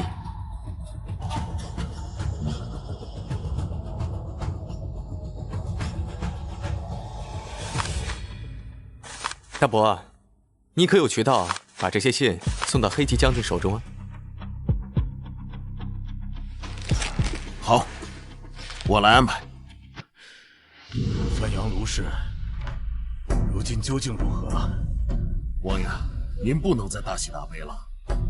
说，范阳卢氏已被卢兆林完全掌握，而且叶便承认卢震是卢兆熙的儿子，也就是卢家嫡支一脉唯一的后人。卢兆林，王爷何必动怒？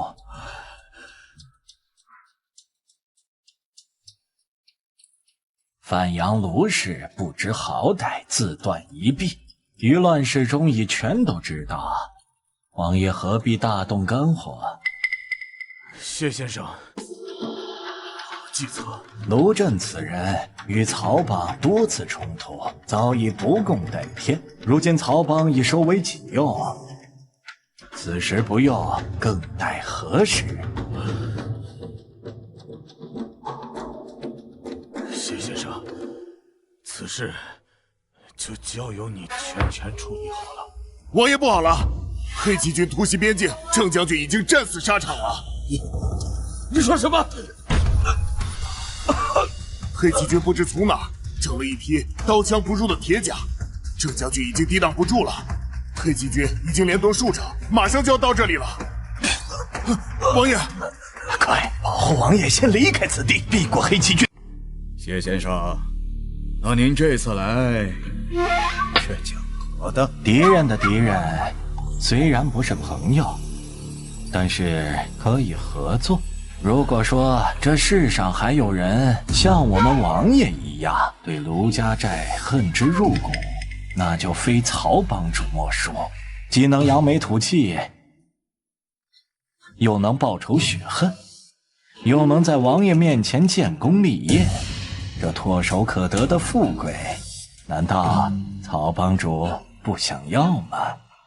谢先生不是说广平王要招安卢家寨，将那卢震收为己用吗？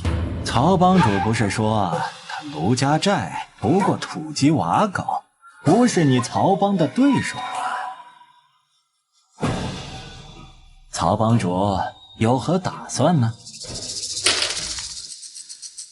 曹某当然是想请银王调集人马，踏平卢家寨。王爷在对付黑旗军，哪有空管他这卢家寨呀？那这该怎么办呀？攻城不过是自取其辱，用剑，他们全民登记，完全无机可乘。火攻，听说他们弄来很多消防栓，到处都是水源，自然只能剑走偏锋了。哎呦，先生既然早有谋划，那我曹帮定当竭尽全力。阿震果然厉害，黑旗军换上黑甲以后，严世明的那些军队一个照面就被冲得七零八落。阿震这招驱虎吞狼，连面都没露，就将严世明打得落花流水，简直痛快至极啊！被人表扬虽然爽，可是一直被反复的说就有点社死了吧？我都快抠出31听了。少主，属下有一事不明。你说，广平王阴险之极，黑旗军弑杀成性，二者都不是明主，他们都有可能成为卢家的敌人。少主今日所赠，黑旗军极有可能纵横天下，您就不怕他们不坚强，攻打卢家寨吗？我也从来没指望他们能念旧情，因为我压根就没署名啊。乱世枭雄以利益为先，不要想着谁会念旧情。他们若是念旧情的话，母猪都会上树了。哎，不对，我还真见过母猪逼急的时候上树，但黑旗军不。那你还……谁说黑旗军所向披靡来着？我可不信。难道还有比黑旗军更厉害的？跟我走，带你见见世面。哥，不好了，三婆发高烧昏倒了。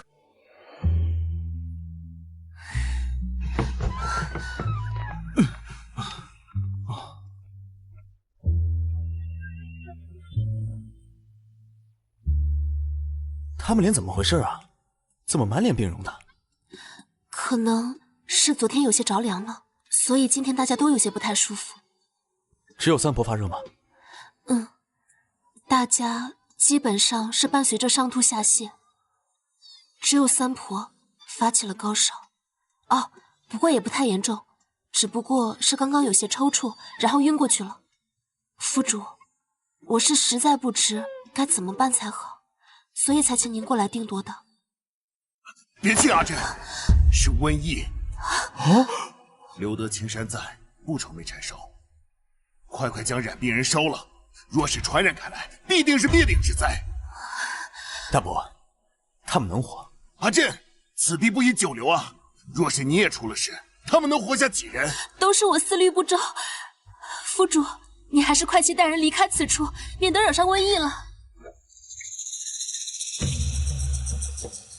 从症状来看，他们有可能是肠道疾病，不可能是空气传染。只要找到问题的根本所在，问题就不大。他们近期都吃过什么东西？就是食堂的大锅饭。府主您吩咐过，所有找到的食材都要上交，经过统一筛选，分辨哪些是可以吃，哪些是可以药用的，才可以食用。三婆也是？是。四佛，你去一趟酒精坊，要他们把蒸馏出来的酒精全都给我拿出来。咱们要给这里进行一次全方位的消杀，排查一下污染源在哪。酒精是什么？酒还能成精？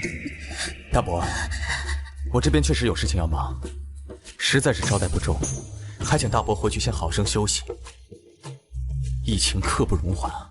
阿震，你快跟我走吧，疫病可怕，一不小心是会死人的。大伯，堡中上上下下都是来投奔我卢震的，我不可能就因为一件小事就弃下他们于不顾，更何况是一件小事。不过对我来说不会很棘手，还请大伯先回去好生休息，我很快就会回来的。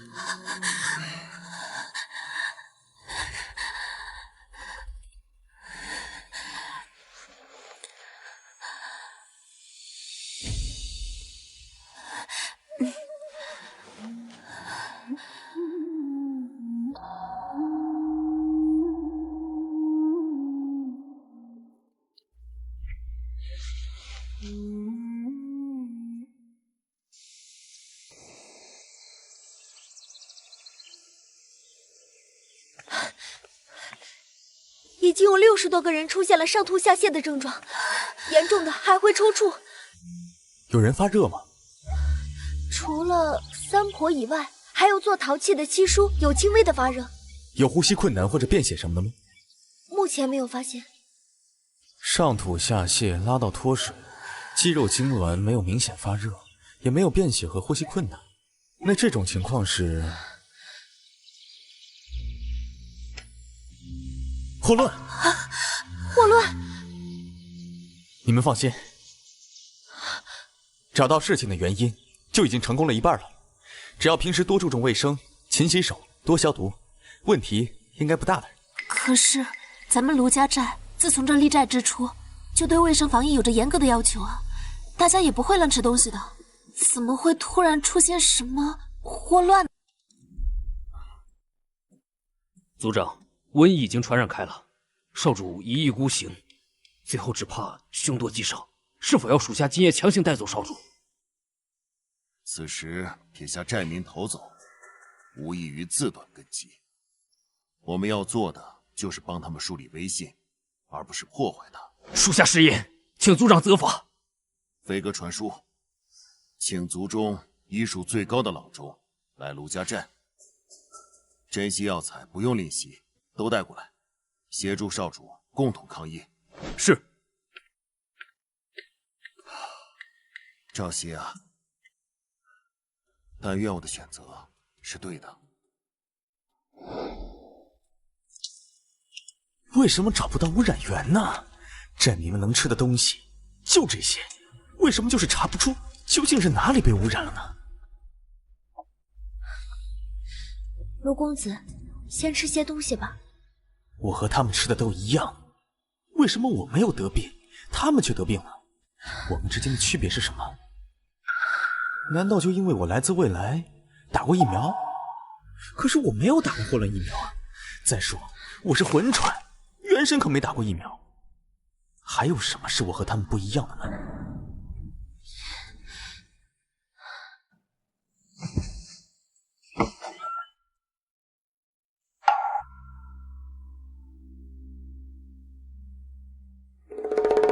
原来是水。我早该想到的呀。这个霍乱潜伏周期是1到3天。三婆他们去河边洗衣物，也就是从河边回来之后，他们才开始发病。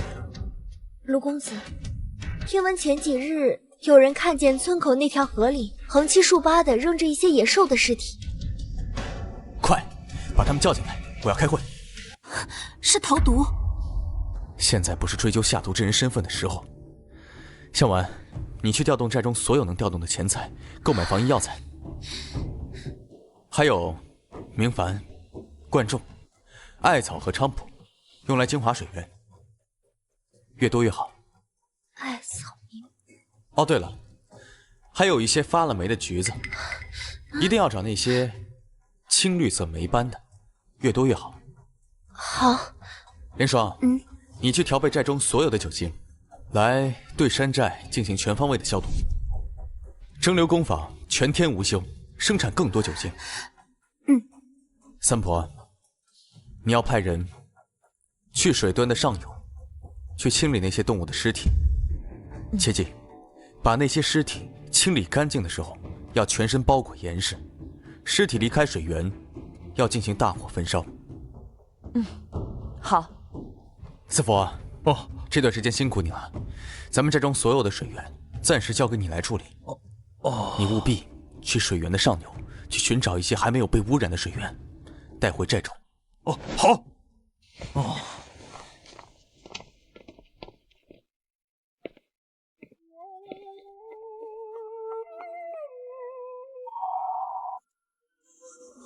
大伯，今日前来所为何事啊？阿震，大伯没办法劝你离开这里立意，但是大伯也没办法，眼看着你陷入危机，所以我让随风调集族中医者过来帮忙，并且带来了大量的药材。按照路程，明天应该就能到达卢家寨。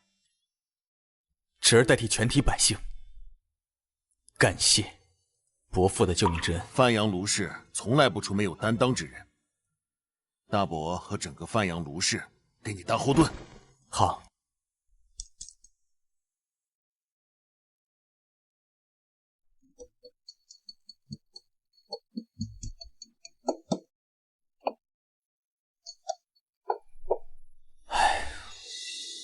我真傻呀！我单知道那青霉素是从橘子里制作出来的，可我不知道它到底是怎么制作出来的。早知道我就该把数理化外所有的教材书我全部吃碎嚼烂，绝对不会让知识从我脑子里溜走一点儿。干了！反正是培养军犬，发酵、提纯和净化。能不能成，就看这一锤子买卖了。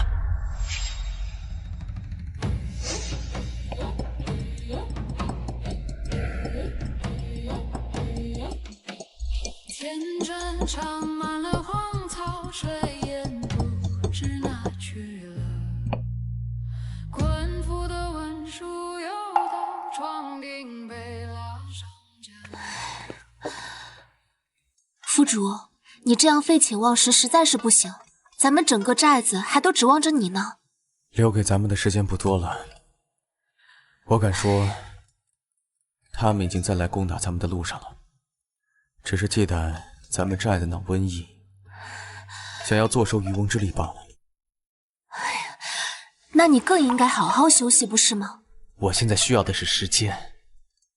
如果我们能在曹帮打咱们之前将疫情控制住，别说是1个曹帮，就算是10个曹帮，我也不怕呀。对了，那天我让你调查的事情，调查清楚了吗？我已经问过了，那几户人家因为不认识木薯，所以挖错了。他们吃的是一种跟木薯很相似的东西，所以那段时间，他们几家吃的一直是这个。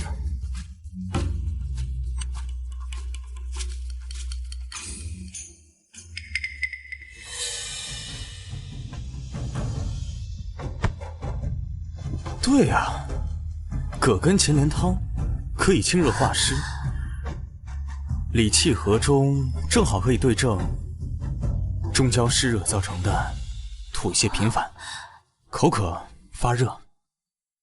快，赶紧带人一起去山上采葛根，把葛根全部采回来。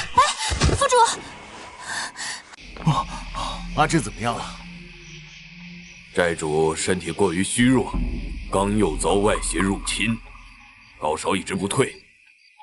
他若能平安度过今夜，那倒没什么；但若他是渡不过的话，这哥身体一向很好，怎么突然就病倒了呢？寨主他长期处于心力交瘁的状态，不知为何刚才突然却松懈了，这才导致外邪入侵。唉，刚才究竟发生了什么事啊？府主发现病情自行好转的几个人失误将这葛根当作木薯食用了。他本想让大家一起上山采葛根，这才倒下了。葛根……哦，对，我想起来了，是葛根岑连汤。这味药确实对应这个病症，若坚持服用此药，假以时日，定能治愈此病。我现在就去采这葛什么的根子。回来！四虎兄弟，你不知这葛根长什么模样，也不知他们在哪。夏婉，你带四虎兄弟去问那几家，让他们带路。侄媳妇，你也早点回去休息吧。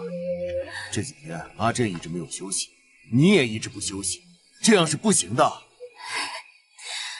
我的命是府主救，我得守着他。若他能够醒来，自然千好万好；若是，我也就随他去了。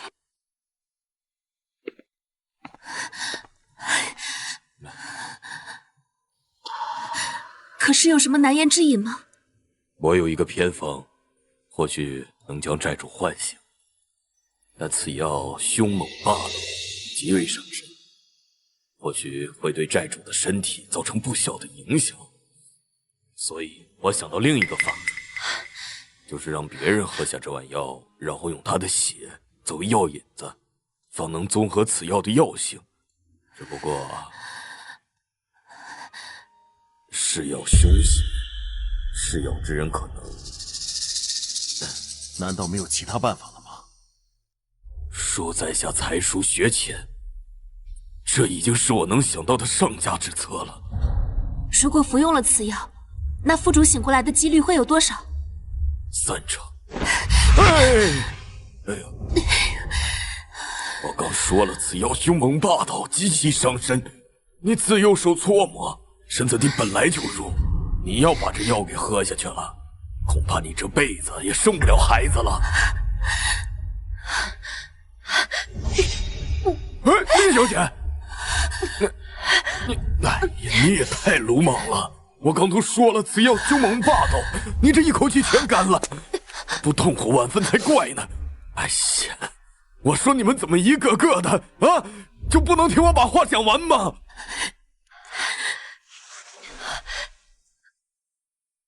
我从小身子就好，吃药这种事，没人比我更适合。请取血吧。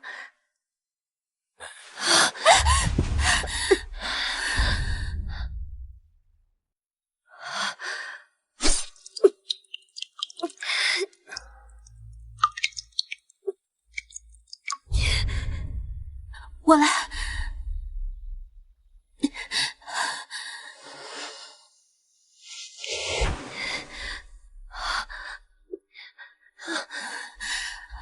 来，走。族长，你也不必太过忧心。林姑娘情况看似凶险，其实挺过去就好了。她身体底子不错，只要好好养一养，日后啊，还是能有自己的。堡主，堡主，你醒醒！你说话不算数，你说过会保护我们的。堡主，你快点醒吧你！就是你快醒吧！你们这是干什么呀？债主只是昏迷，他又不是死了，能不能别像哭丧似的？太吓人了！是啊，他们一进来看到副主昏迷不醒，就开始哭。没事就多干活去吧。去干活去。哎，去！堡主，嫂子，商队来报，广平王撤走的时候，领着黑旗军向咱们寨子这边来了，明天早上就会到。这是生怕咱们不死，一环扣着一环，内忧外患不断。卢公子说过，黑旗军的铠甲是他设计的，那些骑兵简直就是移动的杀人机器，丝毫没有感情的。咱们这次死定了。先生连环计一出啊，卢家寨必定灰飞烟灭。都是王爷的主意。那卢家寨感染瘟疫，再将黑旗军引入，卢家寨必定鸡犬不留。得胜的黑旗军带着瘟疫回到军营，再将瘟疫传给其他士兵。如此一来，2个对手一并消灭。哎呦，王爷大才呀！这黑旗军纵然有纵横天下的本事，这也抵不过王爷的略施小计啊！黑旗军真攻进来怎么办？要不然像之前那样用连弩退敌。不可，连弩虽然制作工艺精巧，但毕竟不是战场上的杀人利器，而且黑旗军是从尸山血海当中杀出来的，跟他们硬拼，我们根本就是有去无回。那怎么办？哎，对了，我之前听卢公子提过一嘴，他找制陶器的七叔做了一种特别的武器，说是以后用来对付黑旗军，就是不知道放在哪儿了。有这东西吗？我怎么不知道啊？有什么用？你们会用吗？我可能会一点。夫主，什么时候教过你？哎，不管了，我现在就去找找，就算是拼上我这条命，我也要替郑哥守住陆家寨。首领，要不我回去看看？哎，将军说过，广平王的人狡猾异常，万不可落单，防止敌人分兵之计。走。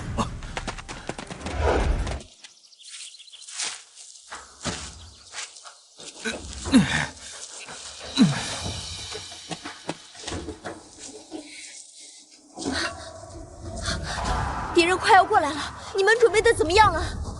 这样真的可以吗？卢公子说过，不见鬼子，不挂弦。挂弦，快躲到山坳里去！不管听到什么、看到什么，不能出来，不要说话。记住，千万不要发出任何声音。何人在此装神弄鬼？黑旗军前锋营百夫长李建忠在此，何敢前来应战？小心！头儿，这些人就是些家把式，拿木棍跟我们扔着玩呢。等一下，此行处处透着诡异，那伙广平军进了山就不见了。此地又明显有埋伏，恐防有诈。头儿，是不是太小心谨慎了？如此束手束脚，难道要我们在这儿什么都不干吗？老子能活到现在，靠的就是谨慎。实者虚之，虚者实之。如此明目张胆的露出破绽，必然早有埋伏。别以为只有你读过兵法，黑旗军个个都是从尸山血海杀出来的，还会惧怕埋伏吗？走。等一下！救命啊！救命啊！虚者实之，实者虚之。故意射箭出来的地方必有埋伏，反而看似前面有埋伏的地方，才应该是唯一生路。走这边。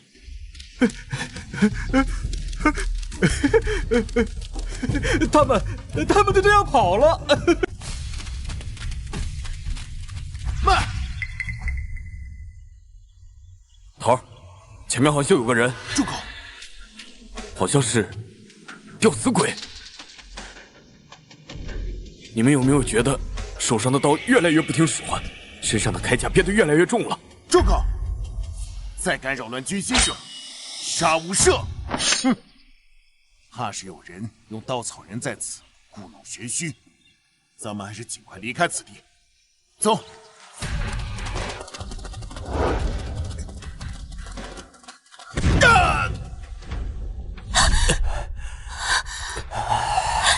府主，你醒了。发生什么事了？广平王战败，此地已被黑旗军给占领了。昨天夜里，有一队黑旗军摸上山来，不知意欲何为。我们不敢正面迎敌，也怕他们摸到寨门口，又怕他们攻城。所以，他们使用地雷了是吧？他们会用吗？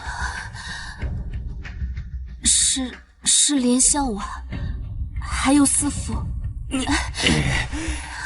谁让他们冲锋陷阵的？府主，你的那些稀奇东西只有林相晚会用，再加上还有司符从旁协助，我相信他们。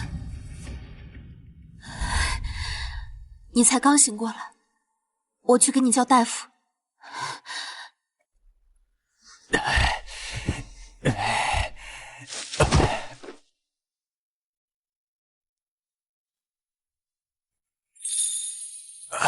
哥，府主，你醒了，来，慢点。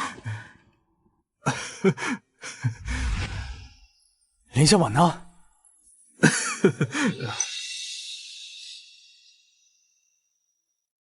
你有没有受伤啊？没有。你们知不知道，黑旗军、曹帮还有青竹堂和你们之前见到的江湖草莽，他们完全不一样。他们虽然头脑简单，但是单兵战斗力爆表啊！就算是四福兄弟，也不过就是卖菜的，你还敢往前冲？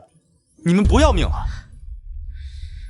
郑哥，这次还多亏林姑娘，那些来的黑旗军一个都没剩。废话，地雷可是陆军的噩梦啊！区区几个黑旗军算个屁啊！你们还有什么事情瞒着我？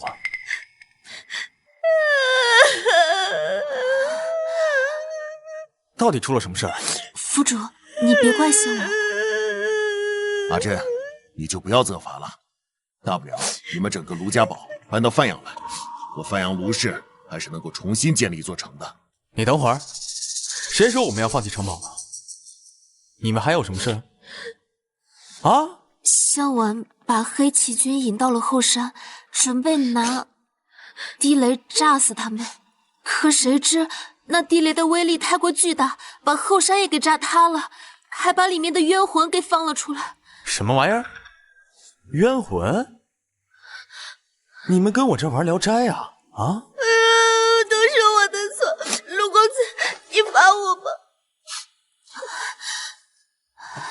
府主，小婉她也是为了卢家堡好呀。好，那你们说说看，那些冤魂长什么样？郑哥，我们去的时候发现那些被地雷炸死的黑旗军，他们身上的铠甲全都被吸进洞里面去了，就连剑都飞进去了。那个冤魂实在太厉害了。铁甲被吸进山洞里去了。哦，那你的意思是，那些战士之所以战无不胜，是因为他们身上布满了铁甲，我的刀枪剑士都很难伤到他们，是吗？确有此事。公子，你是不是被冤魂附体了？都是我的错。哥，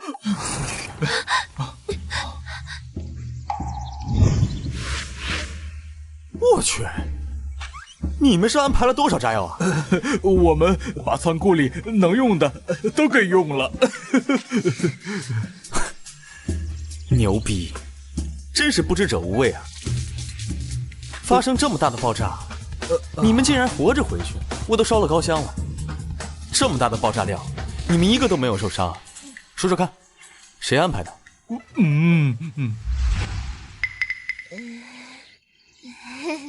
林姑娘说了，让我们爆炸的时候躲到山坳里面。还行，还知道安全距离。那你怎么保证不会有人受伤？林姑娘说了，不见鬼子不拉弦儿。鬼子？闹鬼的山洞在哪儿啊？哦，那边，就在那儿。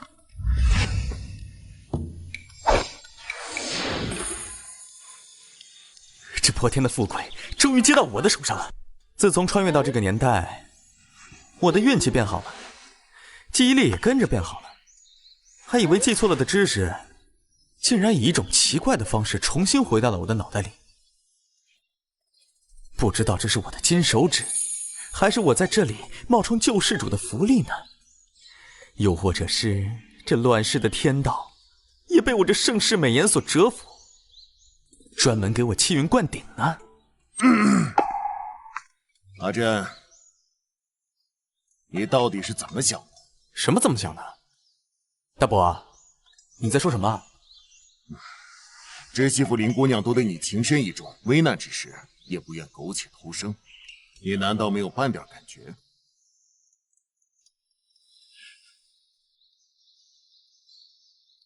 那我应该什么感觉？知媳妇明知你性命垂危，依然选择和你同生共死。林姑娘为救你性命，不惜以身试药，还用生命保护卢家堡。两个姑娘都是万里挑一的好女子，你若是辜负了她们，老子定然替你爹打断你的腿。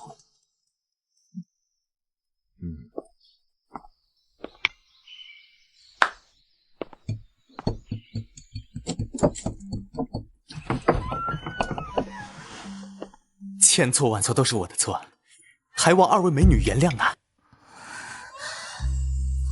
我知道，一切都是我的问题。我也知道我说再多都是狡辩。你们的种种行为我也看在眼里，我有的时候也想把自己分成两半，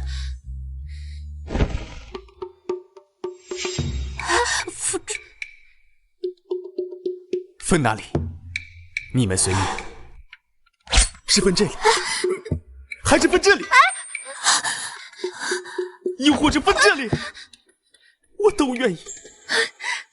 卢公子该不会是发现情债难偿，决定弄个苦肉计，让我和凌霜姐姐心疼你吧？严夫子的军事理论课程我也是有参加的，还别说，真的挺有用。早知道我就不教他们36计了，这简直是搬起石头砸自己的脚。哦，卢公子这是把一个解决不了的难题推到我和凌霜姐姐面前，让我们替你抉择。我之前怎么没发现，卢公子你竟然是如此狡猾奸诈之人？没想到夫主竟这般无赖，想来必定是大病初愈，让你忘记这家有悍妻是什么样子了。哼。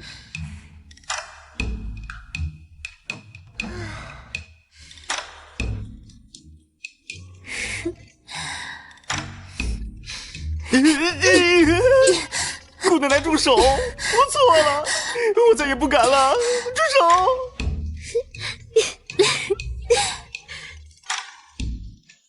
手！饶命啊！我再也不敢了。早这样不就得了吗？奇人之福不好。好后悔自己为什么不是学机电的，为什么连电磁都弄出来了，却弄不出来一台手机？想念手机的第349天，大家都把日子过得蒸蒸日上，可是我真的好无聊啊！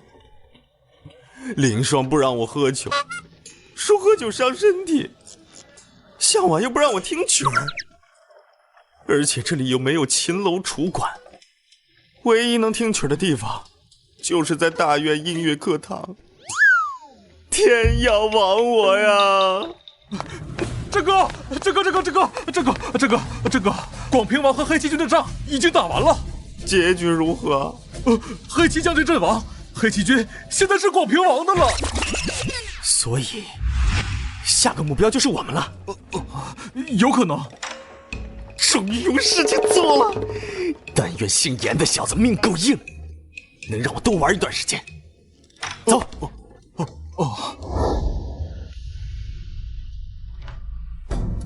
卢家宝，寡人终于来了，你们可要好好的准备迎接寡人了。王爷，这卢家宝已今非昔比，还请王爷多加小心呐。先生多虑了，先生是没见过寡人的重甲精锐，他们在战场上可是所向披靡，不管是剑士还是兵刃，都伤及不了他们分毫。而且寡人的重甲精锐列阵冲锋，至今无人能挡。就凭这小小的卢家宝，何足挂齿？列阵，给本王冲！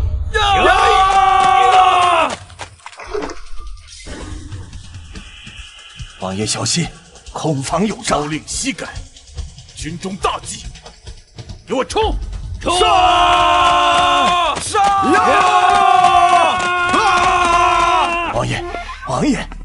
王爷，此地凶险，若是城墙上都有伏兵，那我们就……谢先生放心，就算有埋伏，也杀不了我的重甲精锐。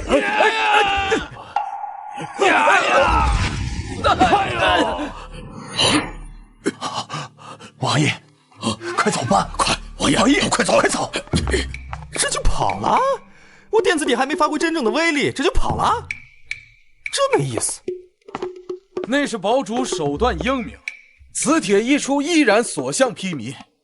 那个跑得最颠的，是不是就是广平王严世明？还有那个，是不是就是出主意害死了我们卢家宝上上下下10几口人那个谢先生？还有那个，就是多次来骚扰要和我们卢家宝不共戴天的曹帮主。堡主，您终于想起他们了。君子报仇，10年不晚。咱们的好戏正式开。听说了吗？广平王好像被鬼上身了。广平王的闲话你们也敢传？有多少个脑袋够用啊？有这闲工夫，还不如去看看千金裘蛇胆的告示呢。什么告示啊？据说呀，来了一位富商，正在高价悬赏一种毒蛇的蛇胆，一颗蛇胆给1000两黄金呢。1000两黄金？真的假的？这世道1000两黄金能买多少条蛇啊？给我1000两黄金啊，有多少条蛇我都能给他搞定。这个不靠谱的传言，一听就是假的。谁说的？听说那蛇可毒了，富商给的就是卖命钱，所以价格才高呢。掌柜的，聚贤酒楼是否有一位姓郑的富商？我要卖蛇胆。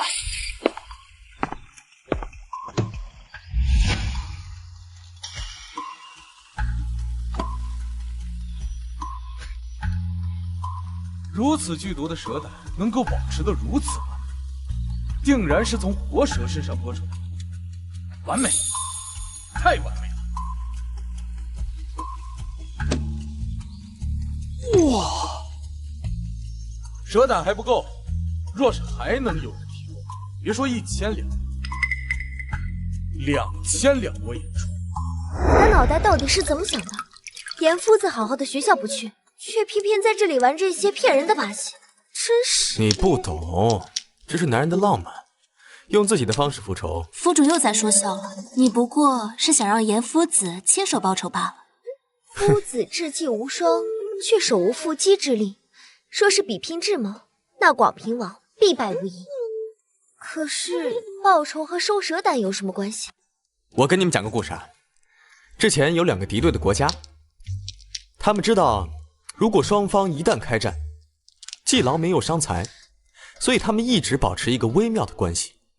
其中一个名臣叫做管仲，他提出了一个建议，让国君和大臣都改穿由织提的面料。织提？织提呢是敌国特有的面料。管仲向敌国的商人提议，以每匹织提30斤铜的价格高价收购，多多益善。就像方县现在的样子。对，正是。商人们重利，纷纷开办织提的产业。老百姓为了买织提赚钱，这1年下来，敌国成长10倍，粮食的价格暴涨，不得不依靠进口。这时，管仲突然下令关闭边境，杜绝一切的贸易。敌国眼看着卖不出织提，又换不来粮食，百姓们饥饿交加，纷纷逃亡。管仲趁机给他们落户，让他们开采荒地，生产了粮食。这简直是杀人不见血啊！香婉妹妹还没听明白吗？夫主啊，这是在自比管仲，等着你夸他呢。所以呢，杀了他们算什么报酬啊？咱们就是要眼看着他们高楼起，眼看着他们宴宾客，再眼看着他们高楼塌，这才是真正的报仇。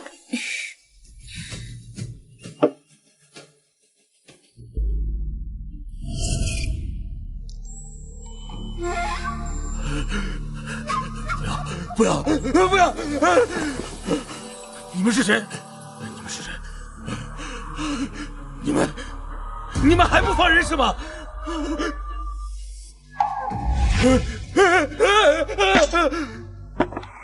你们不要害寡人，寡人是无辜的。王爷，王爷，不要害寡人，寡人是帮帮寡人，帮帮寡人。寡人吩咐你们都得死！广平王疯了！你们快上，快进去啊！哎呦！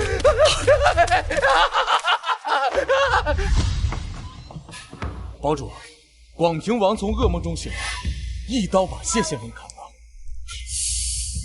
这老匹夫就这么下线了？这家伙到底是一个什么牌子的杀人机器啊？竟然这么不分敌我的！我还眼睁睁的看着大楼倾颓，翻完悔悟，孤身一人来到咱们面前。再立一个3年之约，大喊一声30年河东，30年河西，莫欺少年穷。夫主，您可积点口德吧。这谢先生虽死，可这广平王还在啊。要不然，咱们去给广平王和曹帮主送点温暖吧。这最后一程，总要有的送才是吧？那个姓谢的死了，竟然是广平王杀的。报报应，报应！谢谢的，你长800个心眼子，你怎么样？不已经死在那个广平王的疯子手里了吗？报应！哪里走？曹帮主，我们好久不见。卢帮主，哎呦，我知道你们进城来的目的，咱们是同道中人嘛，同道中人嘛。啊？我怎么不知道？曹家帮和我们卢家堡竟然成了同道中人了。哎呀，卢帮主，你这一招千金买蛇胆，不费一兵一卒就灭了广平王，真乃大才呀！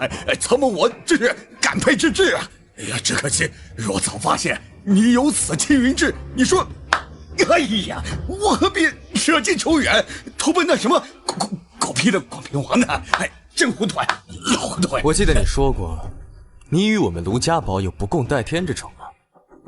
你现在这般说，就不怕你死去的兄弟们棺材板压不住？哪里，那都是无关痛痒的外人，那比得上咱们这么多年的交情呢。对了，帮主，我跟着广平王这么多年，我对他呀是了解的一清二楚，他的财宝在哪儿，我都知道，我都带你去。我见过不要脸的，没见过你这么不要脸。你和谢先生合谋，污染我卢家堡的水源，害得我卢家堡上上下下百10口染上霍乱，还在我山堡经历瘟疫之时引来黑旗军，想要让我们全军覆没。如此深仇大恨，岂是那么容易过去的？哎呦，卢帮主呀，你可要明鉴呐！这不能怪我，都是那姓谢的，他指引我的，我也是身不由己，不是？哎呀，帮主啊，您大人大量，这放过我曹某一把吧，求求你了，放你一个？求你了。对，放我一马，放我一马。你问问我身后的兄弟们，你再问问那些被你毒害的寨民们，你再问问那些被你害死的10几条人命，他们答不答应？好吧，也下去陪你兄弟吧。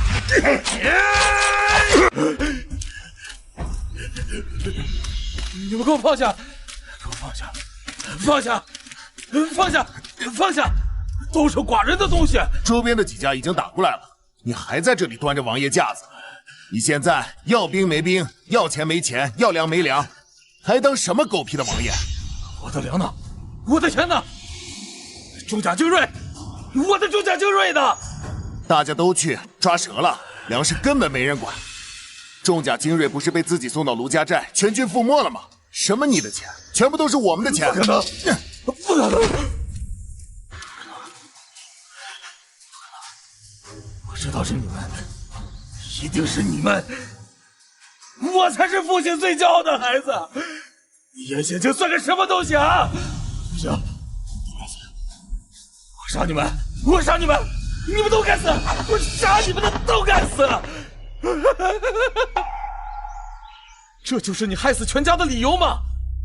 简直不可理喻！冤魂索命又如何？我任世轩风光一世，你严雪清算个什么东西？不过是个书呆子而已。你不过是仗着卢镇的旁门左道，侥幸胜过我罢了。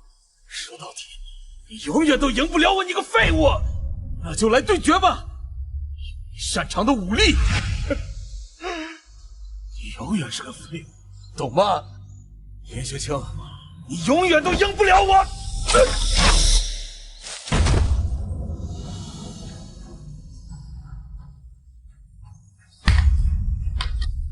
爹，娘，你们的仇，儿子报了。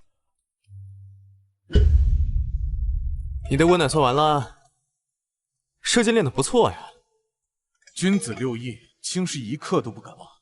堡主，此地不宜久留。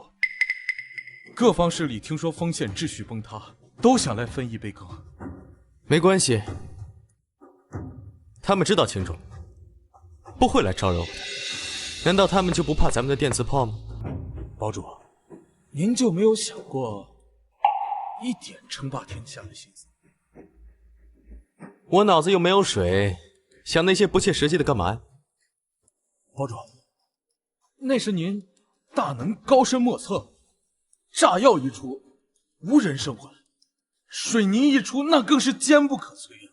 哎，现如今更何况咱们有了电磁炮，千军万马中取敌人首级，如同探囊取物一般，如反掌观文一般。